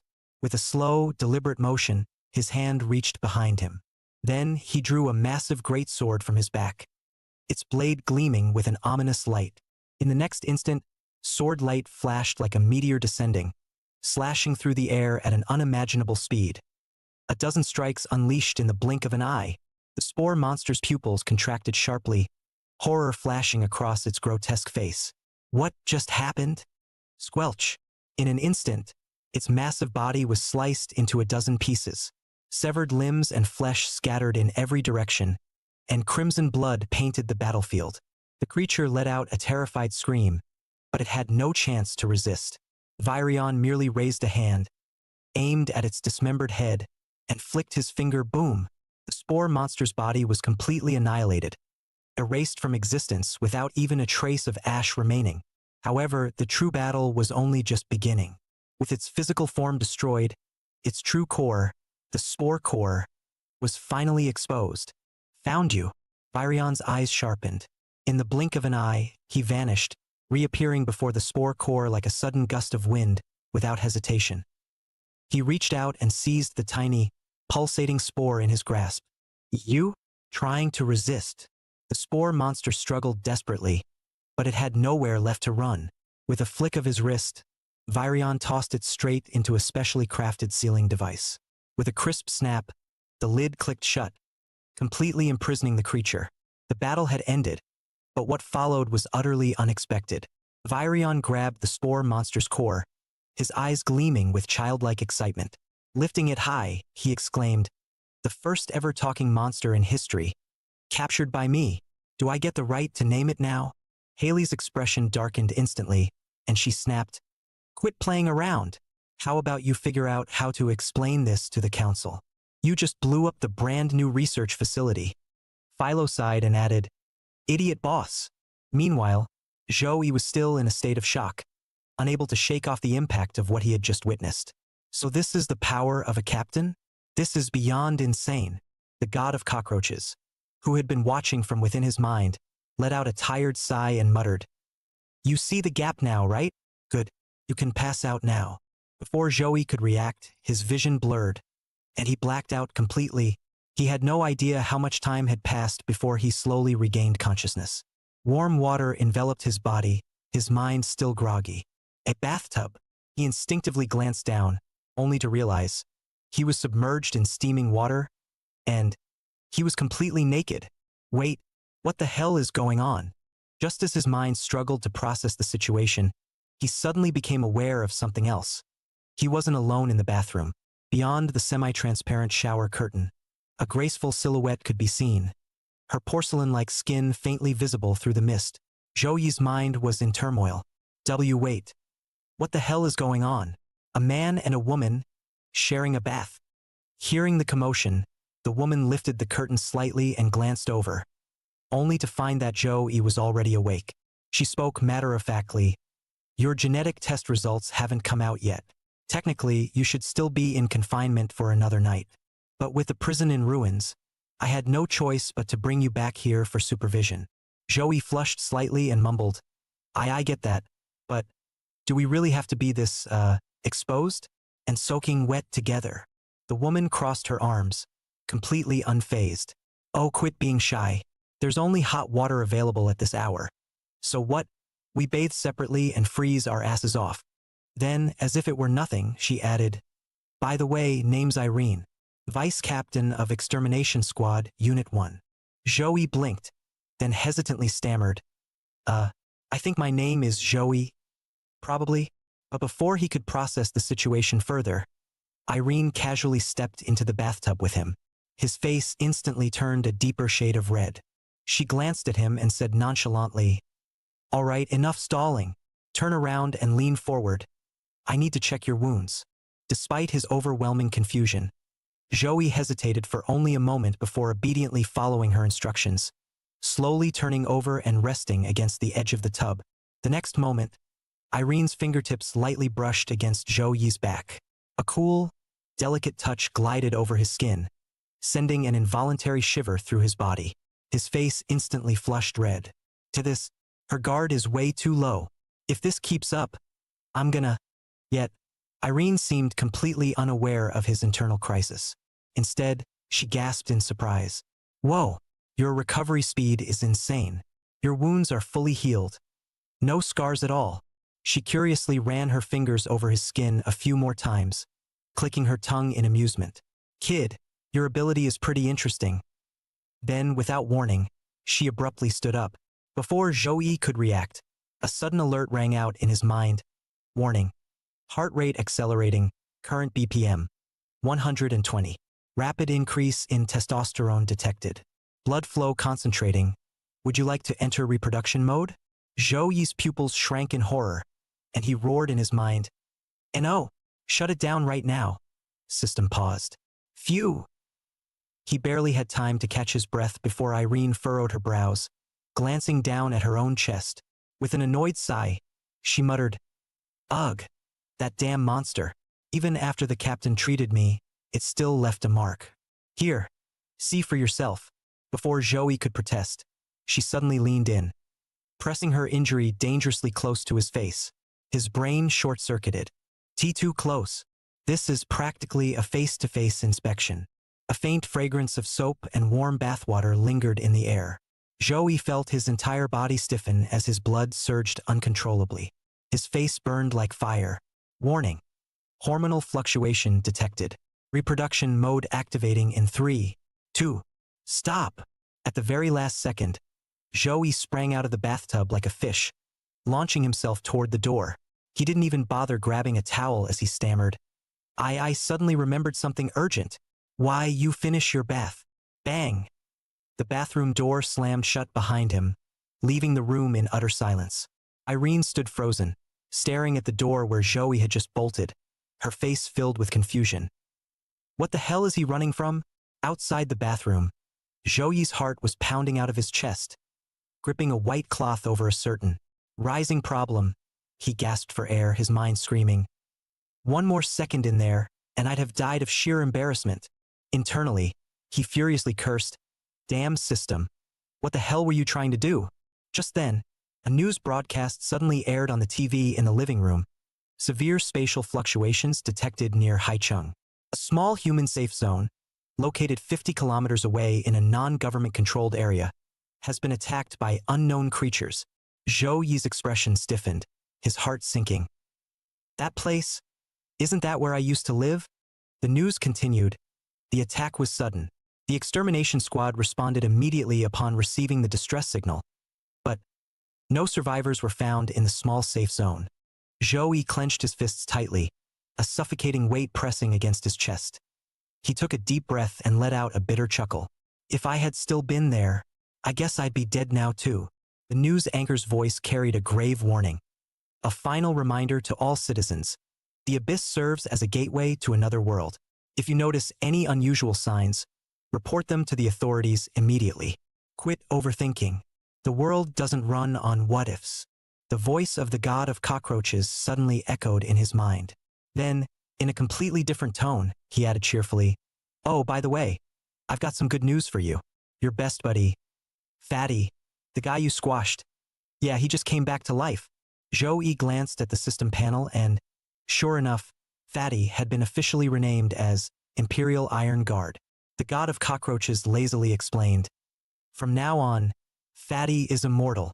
No matter how many times he dies, as long as you, the master, are alive, he will continuously respawn."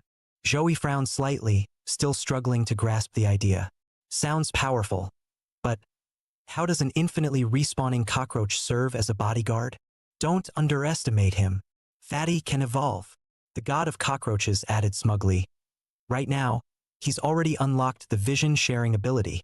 Skeptical, Zhou Yi casually tapped the summon button. The figure of Fatty on the system panel suddenly blurred. In the next instant, a dark shadow flashed through the air, rapidly materializing right in front of Zhou Yi. A massive, grotesque-looking cockroach lunged at his feet, bellowing in a deafening voice, "Boss! I missed you so much." Zhou Yi's eye twitched violently. Before he could even respond, Fatty lifted his head, examined Zhou Yi's human face, and then sneered in disgust, twitching his antennae. "Damn! Why'd you get so ugly? You look just like a human. Gross." Zhou Yi, have some damn manners. The god of cockroaches chuckled and added, "Try letting him fly around a bit. Close your eyes. You'll be able to see through his vision." Following the instructions, Zhou Yi slowly closed his eyes. In an instant, his vision shifted. Suddenly, he was no longer himself. He was a cockroach soaring through the air. However, things took a very concerning turn. Fatty, without hesitation, began flying straight toward the bathroom. Zhou Yi's heart nearly stopped as he realized what was happening. He panicked and shouted, "Fatty, get back here. Don't go that way." But Fatty ignored him completely, muttering to himself, Weird. Boss clearly wants to see. Unfortunately for him, Irene had already sensed the disturbance. Her gaze turned ice-cold. Without a word, she raised a finger, and in an instant, a strand of spider silk shot forward, locking onto the sneaky little intruder. Smack! The silk instantly wrapped around Fatty, binding him into a squirming, sticky cocoon. Then, SSSHH, with a single flick, the silk tightened, crushing him into a gooey pulp. At the exact same moment, Zhou Yi's face turned ghostly pale. His body trembled violently before PFFFT. He spewed a full 2.5 meters of blood before collapsing unconscious. Only then did the god of cockroaches lazily chime in. Oh, right, I forgot to mention. When you link senses with Fatty, his death will trigger a backlash on you too. The next morning, Zhou Yi sat at the breakfast table, grumbling endlessly about yesterday's bullshit system mechanics. Just then, Irene approached him, tossing a genetic report onto the table. The results are out. Everything's normal. You're free now. Zhou Yi blinked in disbelief, staring at the document. Wait, I actually still have human DNA. After a moment of contemplation, his expression grew firm. He looked up at Irene with unwavering resolve. I want to join the extermination squad. Irene raised an eyebrow, slightly surprised. Her lips curled into a knowing smirk as she said, The extermination squad has a pretty high death rate, you know? Zhou Yi chuckled faintly. You think being an ordinary person has a lower death rate? He paused for a moment before continuing with a firm gaze. I'm an awakened one too, and I've already fought alongside you. My background is clean. So, can I join or not? Irene studied him quietly. Then, after a moment, her lips curled into a knowing smirk. The extermination squad holds a selection tournament every 4 years. The next one is in 7 days. You're strong, sure. But this year is the most competitive in history. Zhou Yi probed cautiously, flashing a grin. Vice Captain Irene, come on, help me out. You're not the kind of person who'd ignore a life debt and pretend it never happened, right? At first, he worried he might have pushed too far. But instead of getting angry, Irene chuckled. I like that shameless determination of yours. All right, since you've put it that way, I'll give you a special training opportunity. Meanwhile, from the shadows of a distant alley, a tall figure silently observed the entire exchange. It was none other than Virion, the grand captain of the extermination squad, quietly monitoring Zhou Yi. Beside him, a researcher looked puzzled. Captain, why did you order me to falsify Zhou Yi's medical report? His genetic test clearly detected something inhuman. Virion didn't answer immediately. He simply tilted his head upward, gazing at the sky in deep thought, before murmuring, Let him fly a little longer. Standing before the abyssal portal, Zhou Yi's face was filled with disbelief. He couldn't wrap his head around it. So Irene's so-called special training meant throwing him into the abyss. The abyss was teeming with monsters, far stronger than anything found on the surface. It was said that even an entire battalion sent into the abyss would face near-certain annihilation. Could this place really be used for leveling up? As the realization sank in, Zhou Yi glanced over his shoulder at his teammates, his unease growing stronger. The team standing before Zhou Yi looked like nothing more than a group of 4 teenagers. Seeing his obvious confusion, Irene sighed and finally explained, The abyss was formed during the Great Cataclysm, when colossal insects tore through the earth, leaving behind massive chasms. Each abyss is connected to another world. Based on the level of corruption from that alien dimension, they are categorized into 6 danger levels, ranging from E-class to S-class. The higher the danger level, the stronger the creatures inside. Likewise, the space within the abyss expands accordingly. As she spoke, she entered a command into the console. With a low mechanical hum, a deep blue interdimensional portal slowly opened, radiating an eerie, ominous glow. Through this portal, we can enter a sector of the abyss that has already been mapped by the extermination squad. Irene's voice turned serious. Our mission is to infiltrate the abyss, eradicate its creatures, and slow down the invasion of our world. And in return, hunting abyssal creatures will enhance our Magi crystal weapons. All right, the portal is ready. She turned to one of the squad members, giving him a nod. Justin, you have prior experience with abyss combat. You'll lead this mission. Hearing his name, Justin immediately straightened his posture like a well-disciplined soldier and responded firmly, "Understood." As the portal pulsed with light, the five of them stepped through, officially entering the lowest-ranked abyssal zone, the silent gloom forest. Yet, even in the lowest-ranked abyss, the sight before Zhou-Yi left him utterly speechless. The creatures here were beyond anything he had seen. Monkeys that were not only larger and stronger than real-world apes, but they had living snake heads growing from their tails. And the spiders? They were massive, each as large as a grown man, their 8 spike-covered limbs scraping against the ground with a chilling, screeching noise. Even the trees towered impossibly high, at least 5 times the size of those in the real world, making Zhou-Yi feel as if he had stepped into the land of giants. His eyes widened as he murmured in disbelief, "Is this really Earth?"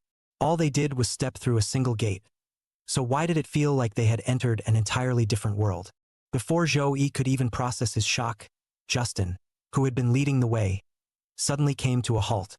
He turned sharply, locking eyes with Zhou-Yi before casually tossing his heavy backpack straight into his arms. With a commanding tone, Justin ordered, "Brat, from now on you're not allowed to touch a single monster. Just stay at the back, carry our luggage and keep up." Holding the unexpectedly heavy bag, Zhou-Yi frowned slightly, instantly realizing Justin was deliberately making things difficult for him. Rumor had it that Justin had been harboring feelings for Irene for quite some time. And now, after hearing about Zhou-Yi spending the night with her, the guy was obviously pissed. Assigning him the role of a glorified porter was most likely just a way to humiliate him, ensuring he contributed nothing to the mission. Justin smirked at Zhou-Yi's silence, his voice dripping with provocation. "What's wrong?" Not happy with the arrangement. However, to everyone's surprise, Zhou-Yi's reaction was completely unexpected. Rather than getting angry, he gave a big thumbs up and cheerfully declared, "Awesome! I promise I won't touch a single monster. I'll be the best porter you've ever had." Justin's smirk froze on his face. This guy actually agreed, just like that. To make it even more bizarre, Zhou-Yi didn't just agree. He actually seemed excited, practically bouncing on his feet as if he had won the lottery. Justin's expression darkened immediately. He gritted his teeth. "Are you brain dead or something?" But Zhou-Yi completely ignored Justin's taunts and instead turned to the rest of the team, waving enthusiastically. "Hey guys, hand over your bags. I'll carry everything." He even approached the only female team member, Lu Yao, with a grin. "Miss Lu, I can carry your luggage too if you'd like." Lu Yao remained as cold as ever, declining flatly. "No need. I'll handle it myself." And just like that, Zhou-Yi ended up carrying 3 extra bags, his back completely loaded, making him look like a walking storage unit. But Zhou-Yi didn't feel like he was losing out at all. In fact, he was enjoying the leisure. To him, staying out of battle meant staying out of danger. If he didn't have to risk his life, then there was nothing to complain about. However, that belief was soon shattered when he witnessed firsthand how Awakened fought inside the abyss. As the team ventured deeper, the fighters began their assault. With a single slash, a massive ape-like creature was instantly slain.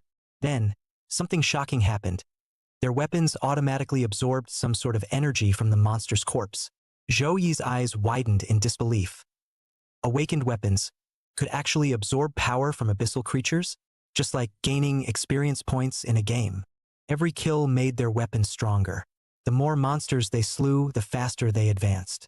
Yet, even among the most elite Awakened, endless monster hunting was a grueling, exhausting task. Take Justin, for example. After an hour of non-stop combat, slaying over 300 monsters, he finally leveled up. By then, he was drenched in sweat, his stamina nearly drained. But while everyone else was fighting desperately, Zhou-Yi was doing something entirely different. He sat comfortably at the back, casually setting up a campfire, looking completely content as he roasted monster meat. Zhou-Yi's ability, devour all things, was vastly different from the others.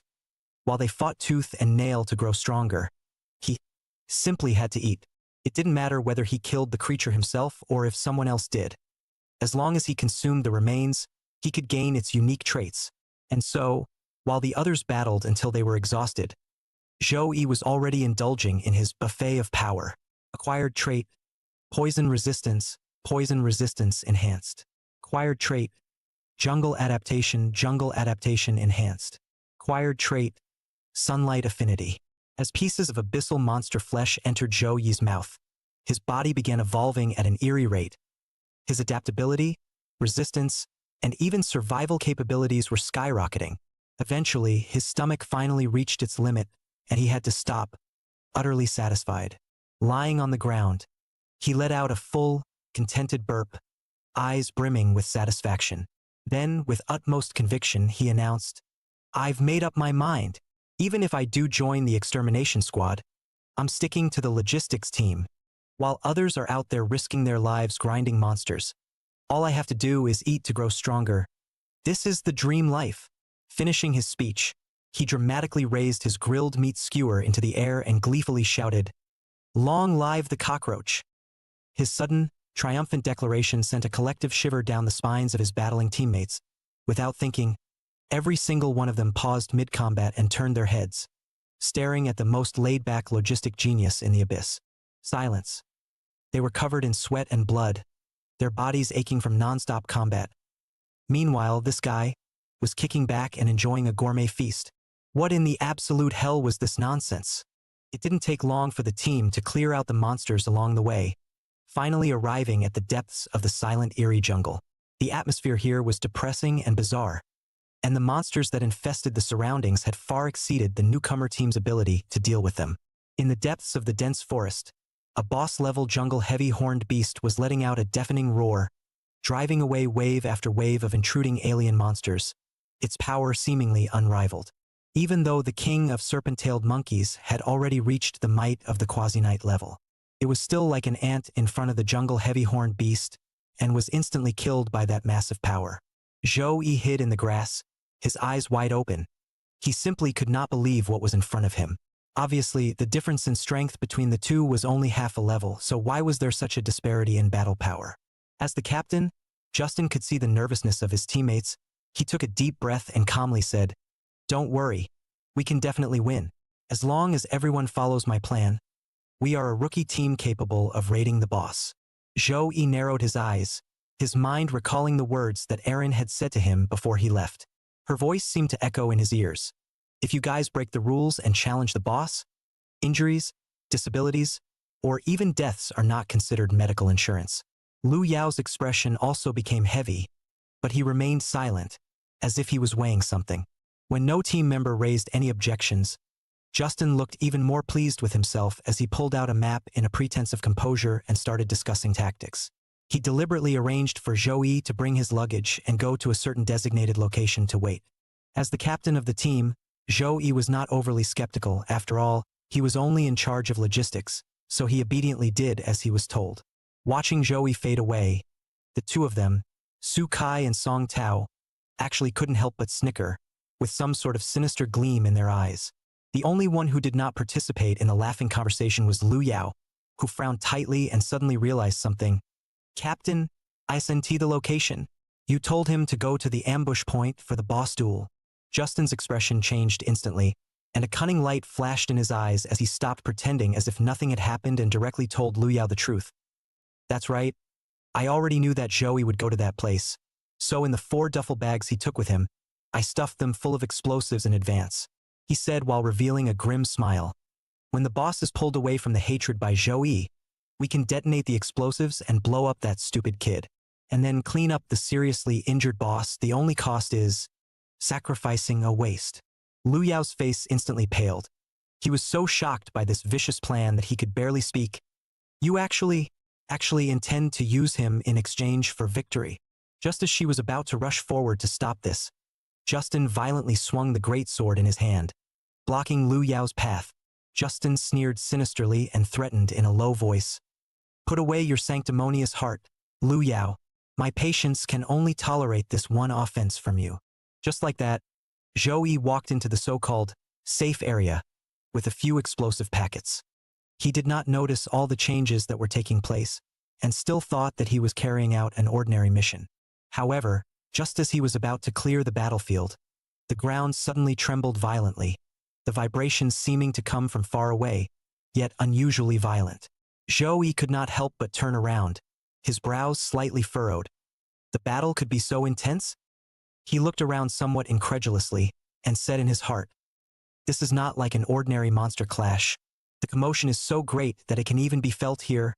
Just in the moment of his doubt, a large number of snake-tailed monkeys fled frantically from before Zhou Yi's eyes. As if they had seen a ghost, they scattered and fled, without the slightest intention of attacking. Zhou Yi watched their movements with some confusion. He stood still and did not move, but the atmosphere around him changed drastically. In the next moment, a large swathe of trees along the road was suddenly cut off, and a huge boss-class jungle heavy-horned beast rushed across the road like a raging tank, tearing apart all obstacles in its way.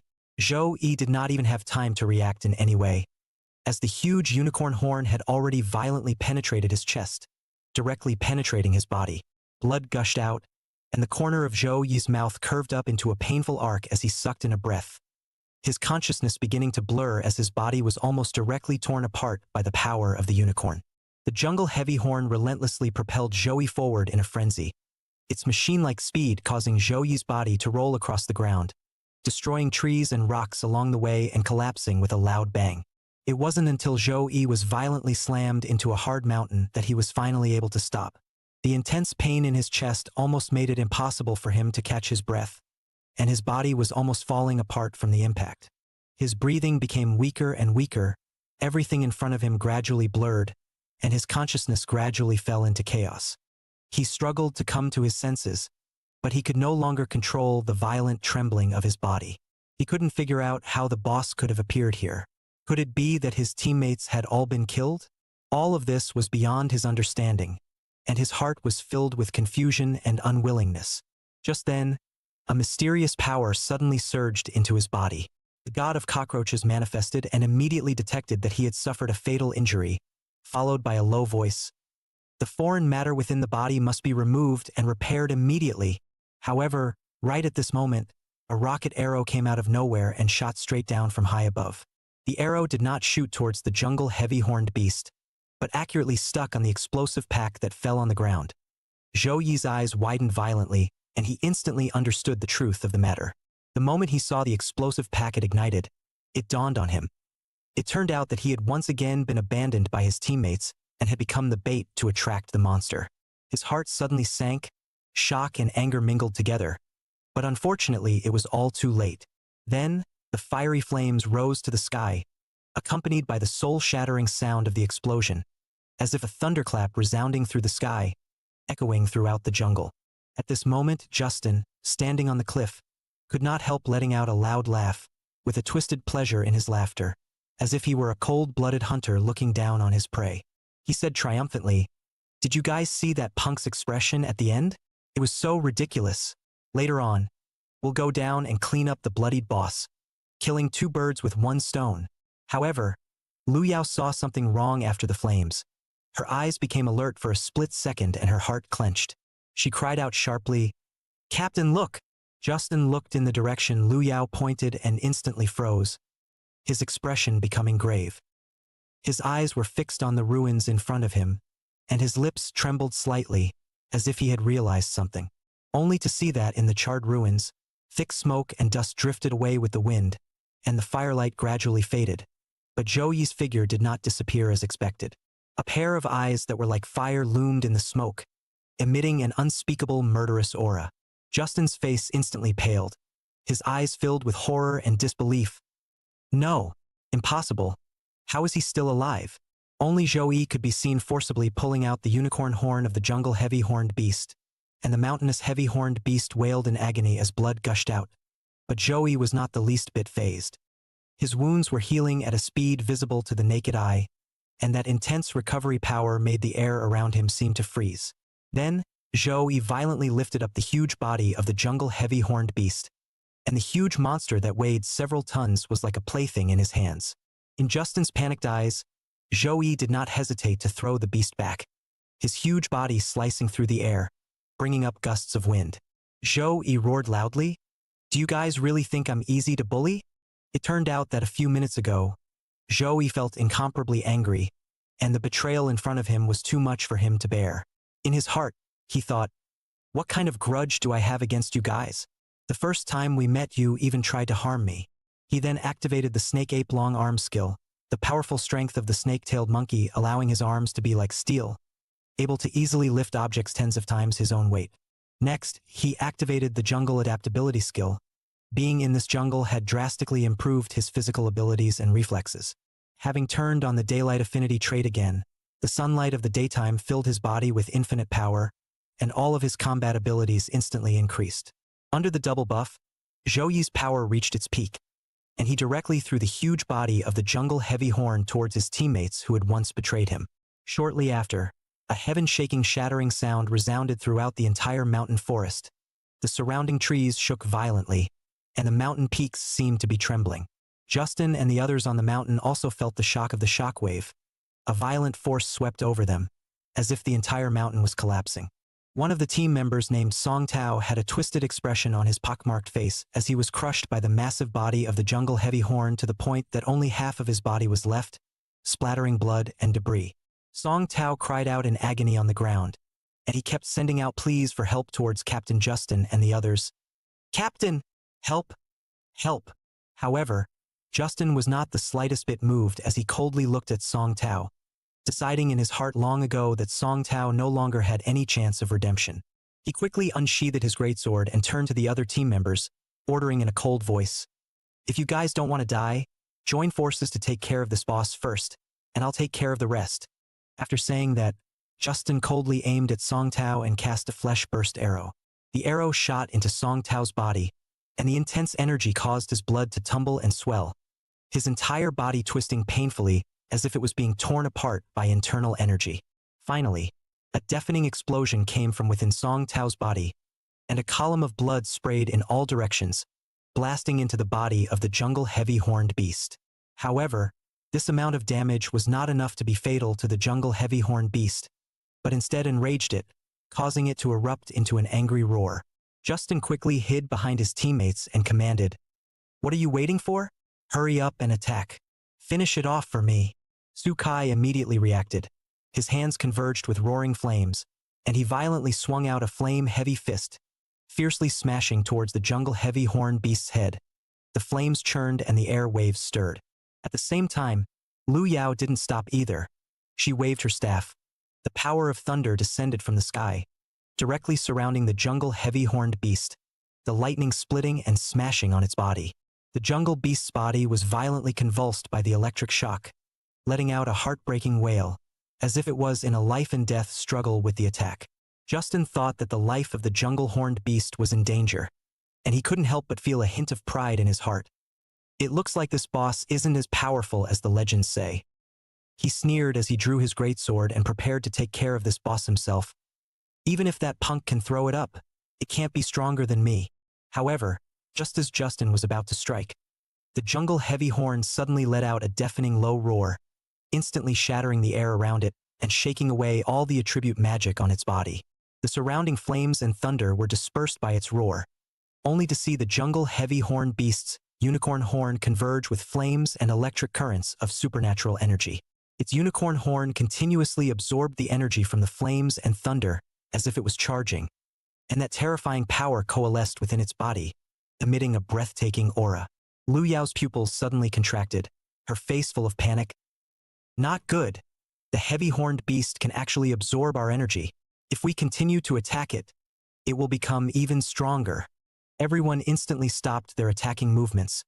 Their faces became grave, and at this moment, almost everyone's heart sank. Although Justin forced himself to be calm, a fear quietly welled up within him, and he actually had a slight thought of retreating. If we continue like this, there's a real possibility that the whole army will be wiped out. He coldly scanned a circle of his teammates, his eyes fixed on Lu Yao and Sukai in front of him, and secretly said in his heart, "They are the best scapegoats. Let's send them to their deaths first, and then look for an opportunity to evacuate ourselves." Taking advantage of Sukai's inattention, Justin quickly struck out and knocked him out with a slap. Sukai fell to the ground without any resistance. Lu Yao stood aside, looking at Justin in shock, with incomprehension and fear in his eyes. "Justin, what are you doing?" Not waiting for Lu Yao to finish her sentence, Justin suddenly struck again, knocking her to the ground with a punch. Lu Yao fell down in pain with a hint of disbelief in her eyes. Justin sneered. "Who let you get in the way? Before dying, waste must be utilized. Thank me." After saying that, He left his two teammates behind and turned around to quickly flee the scene, his figure quickly disappearing into the thick fog of the jungle. The jungle heavy-horned beast did not hesitate to raise its huge foot and directly stepped on Sukai. Blood sprayed all over the place and Sukai was instantly crushed into a meat cake. Then, it turned its sight to the dying Lu Yao, raising its foot and preparing to trample her to death. However, right at this moment, a figure flew out. Zhou did not hesitate to step in and quickly pulled Lu Yao out from under the feet of the jungle heavy-horned beast. Lu Yao slightly opened her eyes, her voice weak and questioning. Why? Why did you only save me? You obviously could have saved him. Zhou looked at her, his eyes firm as he replied.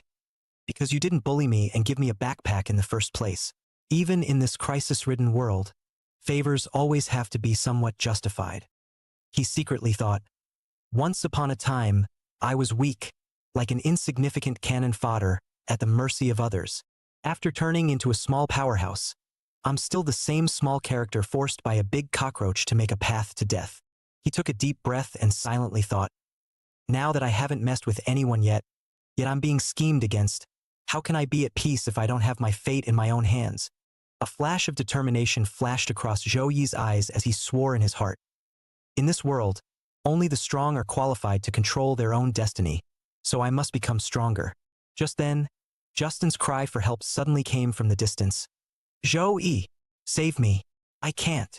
It turned out that just as soon as Zhou Yi had taken Lu Yao away, that jungle heavy horn was as if it had changed direction, and in an instant it had locked onto Justin as its new target. Zhou Yi's voice was laced with a hint of cold mockery, as if he was laughing at something. Wasn't it you who said, a monster is not allowed to be touched? Captain Justin?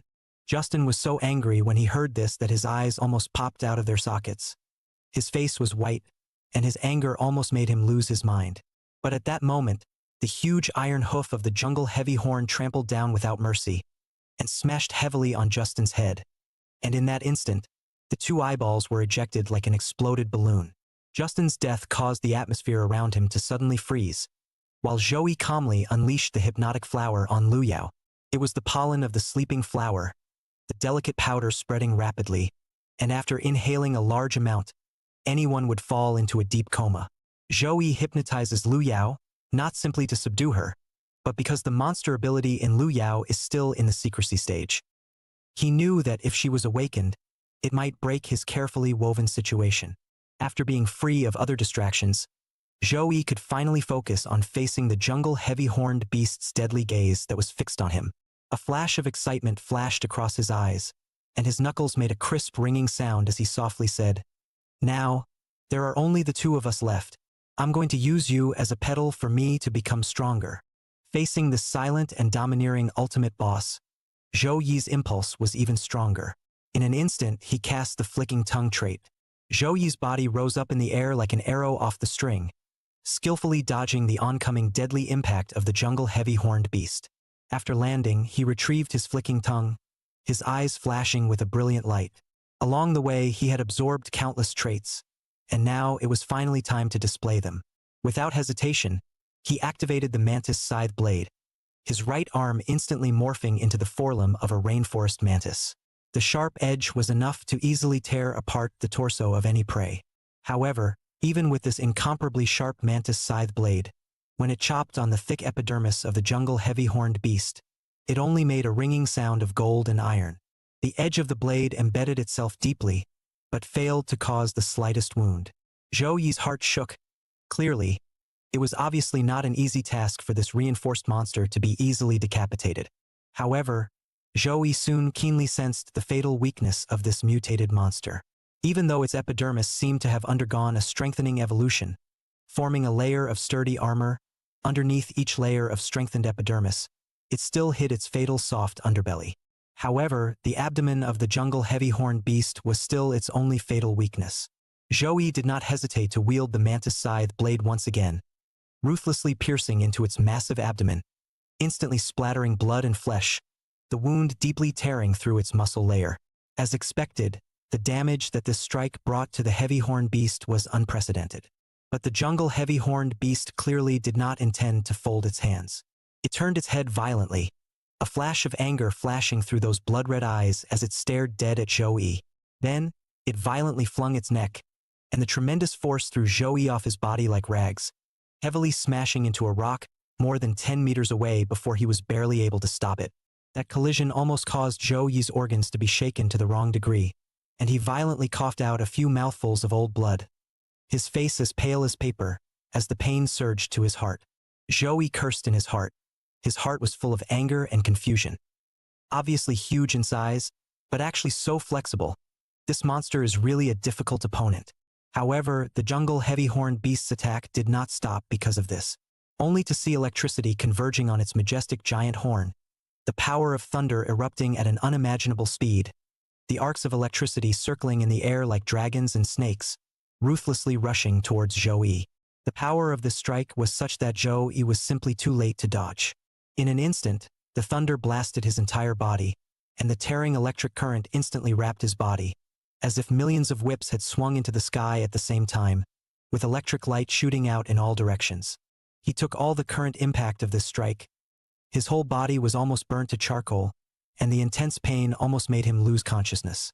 Everything around him seemed to be engulfed in electricity, and even the huge rock instantly collapsed into crushed rubble under the power of the thunder. However, when the smoke dissipated, a hint of surprise unexpectedly flashed in the eyes of the jungle heavy-horned beast. The original Zhou early in the critical moment to activate the tree demon skin characteristics. Wooden epidermis provides him with good insulation, although not completely immune, but enough to mitigate the damage of lightning. But Zhou was clear that although the tree demon skin could defend against lightning, it had its Achilles heel flames. If it encountered a flame attack, the skin characteristic was almost defenseless. No matter how strong a monster is, it will always have its weakness and there will always be a way to adapt. Zhou knew deep in his heart that he could also find a way to check the enemy in the rules of this jungle.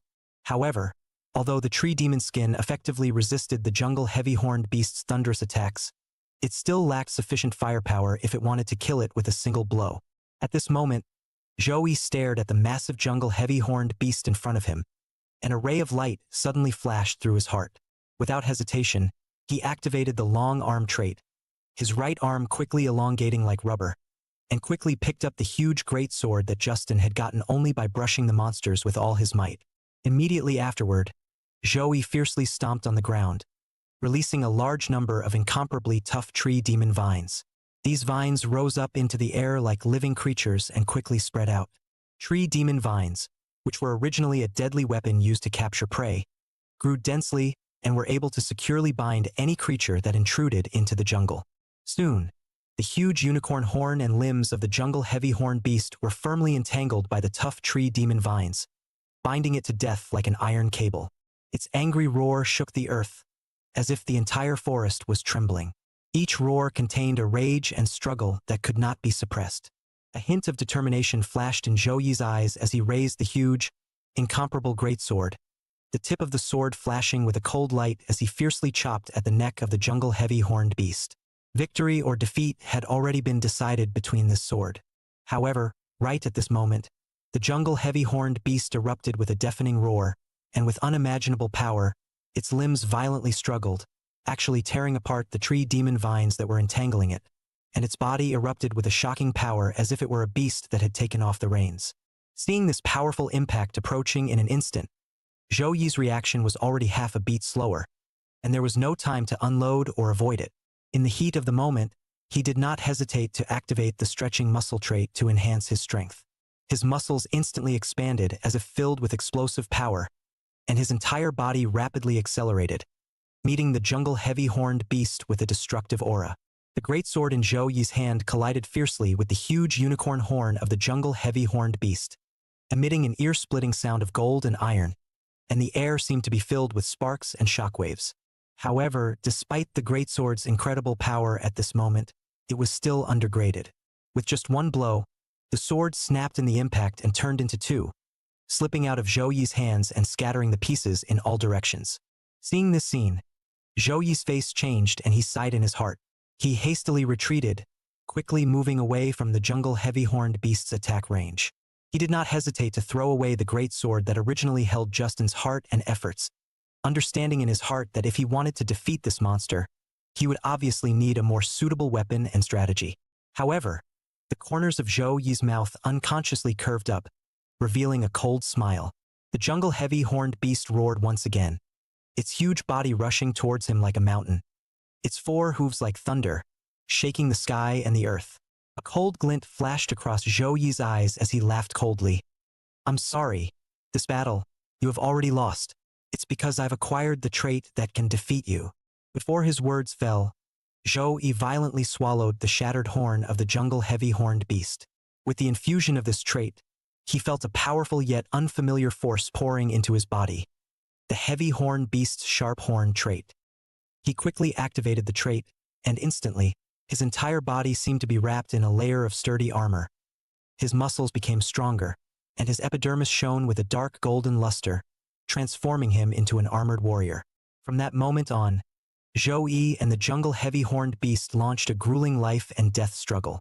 There was no way to tell how long the battle lasted.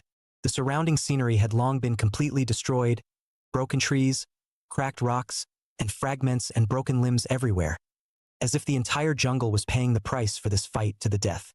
In the end, Zhou Yi sat on the back of the jungle heavy-horned beast with a trace of panting, his brows slightly knitted, gasping for air. And at his feet, the huge body of the jungle heavy-horned beast has already lost its life. The spark of life has long been extinguished, the huge body motionless. Just at this moment, a golden key suddenly broke through the void, suspended in front of Zhou Yi, emitting a mysterious light. Right beside Zhou Yi, a secret key with flashing golden light suddenly surfaced. It hovered silently in the air, emitting a mysterious glow. Zhou Yi realized that within the time limit, the person who used this key would be able to enter an unknown secret realm. Zhou Yi gazed at this key with a lot of questions in his mind. This was the first time he had seen such a thing. A secret realm? What kind of place was that? Why had he never heard of it before? The scene shifted and Zhou Yi suddenly returned to the training base. The atmosphere within the base was oppressive and tense, and the air was filled with the scent of blood. A soldier roughly picked up Zhou Yi's collar and angrily said, 3 dead, 1 unconscious, and 1 slightly injured. You give me a clear explanation. What exactly happened in the abyss? Why are you the only one who is fine? Zhou Yi's heart shook, and the explanation that welled up in his mouth seemed to be stuck in his throat. Instinctively, he wanted to say that he was lucky and had shaken off the boss with his clever wit. But at this moment, his heart was filled with skepticism. That kind of talk was just too far-fetched, as if it couldn't be justified. Just then, a cold hand suddenly rested on the soldier's shoulder, breaking the tense atmosphere. Zhou Yi turned his head, only to see Chief Captain Villian's face covered in disappointment and exhaustion. His voice was low and slow, as if every word carried a heavy oppression. Is it just me? Why does the military think that the vice captain I recommended is the culprit for this disaster? By that logic, then could it be that I am the one behind this tragedy? Verulin's words were like a sharp blade, stabbing straight into Zhou Yi's heart. Each sentence was filled with helplessness and anger, making it almost unbearable for Zhou Yi. The 2 short sentences were like a boulder pressing down on Zhou Yi's chest. His forehead instantly drenched in cold sweat, and his breathing became rapid. The inexplicable fear in his heart spread out, as if at this moment, the entire world was questioning him. The soldier's face became pale, and his panicked voice almost disrupted his words. I don't mean this. It's just that. The reserve members who were killed in action this time are all hand-picked by the military, and it's inevitable that they have to be. Virion glanced deeply at Zhou Yi behind him, his eyes complex and elusive. Then he turned to the soldiers, and his tone eased a bit, soothingly saying, all right, which one enters a copy without dying? As long as it's not that, everyone calm down. Then he turned to Zhou Yi again, his tone somewhat distant but with a slight sense of command. There's nothing more for you to do here, you should step back first. Zhou Yi nodded his head slightly, knowing in his heart that the chief captain's care undoubtedly caused him to feel a hint of complexity, and although on the surface he appeared to be aloof, in reality, he was secretly harboring more concerns and arrangements. Afterwards, Zhou Yi found an unoccupied rooftop and sat down silently, letting the wind blow his messy hair. He bowed his head and pondered, his mind heavy with questions. That uncle, could it really be because I was recommended by the vice captain that he purposely covered for me? He shook his head, letting go of these thoughts that were troubling him, and sighed lightly. Forget it. Don't want to think about that much. The most important thing right now is still that secret realm. Secret realm? What kind of place is that? Zhou Yi's mind was once again flooded with doubts. It seemed that every time he came into contact with something new, there would be deeper secrets hidden behind it. Right at this moment, a sudden low voice rang out, and the god of cockroaches suddenly appeared and slowly opened his mouth. The secret realm is a hidden space in the abyss. Only by relying on the key in your hand can you enter it. Its voice was slightly grim, yet it carried an unquestionable authority. Theoretically, this is not a place that humans can find through conventional means. If you want to enter, you must use external forces. The low voice of the god of cockroaches sounded again with a hint of coldness. Because your DNA is almost similar to that of a monster, the abyss has ruled the battle between you and the boss as a battle for dominance between monsters. It paused, a meaningful light flashing in its eyes. That is why this key was exploded. Zhou Yi frowned and asked plausibly, then can I understand that this is a copy that only I can enter and that can make me stronger? God of Cockroaches nodded, his tone calm. Yes, that's right. However, the monsters inside far exceed any abyssal creatures you've encountered before. Moreover, you will have to face the being who bestowed the Cloudhorn with this key. Its voice became heavier. That existence, like the mushroom monster you encountered before, may be an intelligent monster that holds the secrets of the core of the abyss. Zhou Yi's brows furrowed, and a greater question flooded his mind. And what does the countdown mean? The god of cockroaches calmly replied. If it is not used for more than 24 hours, the key will disappear. Are you sure you want to go? Zhou Yi fixed his gaze on the shining key and remained silent for a while, making some sort of decision in his mind. He stood up, his eyes firm and his voice no longer hesitant. Of course, I will go. But before that, I have an unfinished business. He took a deep breath, his eyes gazing into the distance, his tone low. After all, after entering the secret realm, life and death are uncertain. The very next day, he unashamedly found Vice Captain Aaron, knelt down, and without hesitation made an unexpected request. A date. Such an abrupt move naturally did not get Irene's tolerance, but instead ushered in a violent retaliation applied by her slender thighs. Dare to molest my mother like this? Really tired of living? Irene coldly stared at him, her voice as sharp as an ice blade. If you have the ability, say it again. However, Zhou Yi was undaunted as he responded expressionlessly. Go on a date with me. As soon as the words fell, Aaron's fist had landed on Zhou Yi's face like thunder, instantly causing a mouthful of blood to spill out of his mouth. What followed was Irene's fury. Both hands kept waving, taking turns to pummel Zhou Yi's face, each blow as if it was hammering on his heart. Blood dripped down Zhou Yi's cheeks, staining Aaron's white fingers. Her black eyes flashed with a cold light. Say that again! Zhou Yi's face had been bruised and swollen, blood-stained, but his eyes remained resolute and unyielding, his tone as firm as a mountain. There's no harm in saying it 10,000 times, go on a date with me. At this moment, Irene looked at him, her heart suddenly surged with an inexplicable sense of familiarity, as if she saw those who had once been in a life-and-death situation, for the sake of the regrets of the heart and fight the last ounce of strength of the comrades. That kind of fearless firmness, that kind of courage to look at death as if through time and space, overlapping with her in this moment. Suddenly, as if Irene was swept by some wild tide, laughter suddenly burst out of her mouth, that laughter with an unstoppable madness. The laughter gradually subsided. Aaron toned some teasingly said, have backbone. A date is fine, and since you're so determined, I promise. And so, like a normal couple, the two walked out of the marketplace and set out on their date. They shared a drink and looked at each other as if they only had each other in their eyes, as if time stood still in this moment. Then they went to the cinema and watched a horror film of unknown fame. But for Irene, it was obviously worthless and did not stir up the slightest fear in her at all. However, Zhou Yi was so frightened by the hollow sound effects and sudden shots that he curled up into a ball, and his whole body seemed to jump out of his seat at any moment. After the movie, they went to the amusement park. Standing on the carousel left belonged to their group photo, smile hidden in the fearlessness and beauty of youth. Until the setting sun shed its last rays on the earth, Zhou Yi finally finished the first real date in his life, a time full of memories. He whispered to himself, an undisguised satisfaction shining in his eyes. I've been planning for this for 20 whole years, and every detail has been scrutinized and amended countless times. He smiled slightly, his gaze deep, with a certain sense of relief.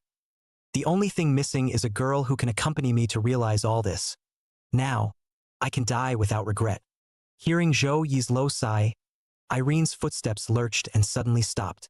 She turned around, her gaze becoming extraordinarily grave, and her tone of voice carried a hint of firmness that could not be ignored. Zhou Yi, I have seen the expressions of too many of my comrades before they die. No matter how hard they try to fulfill those unfinished obsessions, it is no better than living itself. She looked at him deeply, a sincerity she had never seen before flowing from her eyes. I don't know what you went through in your copy, nor do I know what plans are buried in your heart. But you have to understand, don't think about dying perfectly, and don't let yourself fall into the trap of no regrets. Live, only by living will you have the chance to truly live the life you want. Zhou Yi did not expect Aaron to say these words so bluntly. He froze and looked at her, as if his entire being was fixed by her eyes and words. Aaron seemed to notice his confusion, gently smiled, her tone soft but full of encouragement. I look forward to the next time you can still gather the courage to come to me again for a date. Time passed quietly, night fell. Zhou Yi once again stepped onto that familiar rooftop. His thoughts were all over the place. Just then, the voice of the god of cockroaches suddenly came, with a few moments of incredulity and a hint of self-deprecation. I didn't expect that your so-called great mission was actually just a date? Zhou Yi did not respond, but only silently took out the mysterious secret realm key from his arms. The key gently hovered in the air, emitting a faint glow, and then shook violently, cracking open a deep slit. At that very moment, a portal to an unknown space suddenly appeared in front of Zhou Yi's eyes, and the other end of the passageway seemed to carry some kind of unspeakable temptation and danger. He didn't hesitate, and without hesitation, he stepped into that portal and disappeared into that pitch-black void. As a matter of fact, there was a deep motive hidden behind Zhou Yi's decision to go through with this appointment. He wanted to draw a personal, perfect conclusion to his past life. However, when he passed through the portal, what unfolded before his eyes was a place full of gloom and fear, the forest of supreme darkness, which seemed to be the final barrier between humans and monsters, with a suffocating sense of darkness and oppression permeating the surroundings. Just as he entered this forbidden place, the monster that met his eyes was chilling. A giant snake-tailed monkey, which was huge and ferocious, and its danger level had even reached the guard level. Zhou Yi paused for a moment in shock, not expecting the monsters here to be so powerful, causing his already taut nerves to tense up once again. In the face of this relentless threat, Zhou Yi did not hesitate and immediately activated the heavy-horned beast's spiked horn trait, the surface of his body quickly wrapping itself in a layer of thick, heavy armor, and every inch of the armor appeared to be bearing a pressure that could not be underestimated. He took a deep breath, and then without hesitation, he took a step and violently rushed towards the massive snake-tailed monkey, waving his weapon, ready to start a life-and-death struggle with this ferocious beast.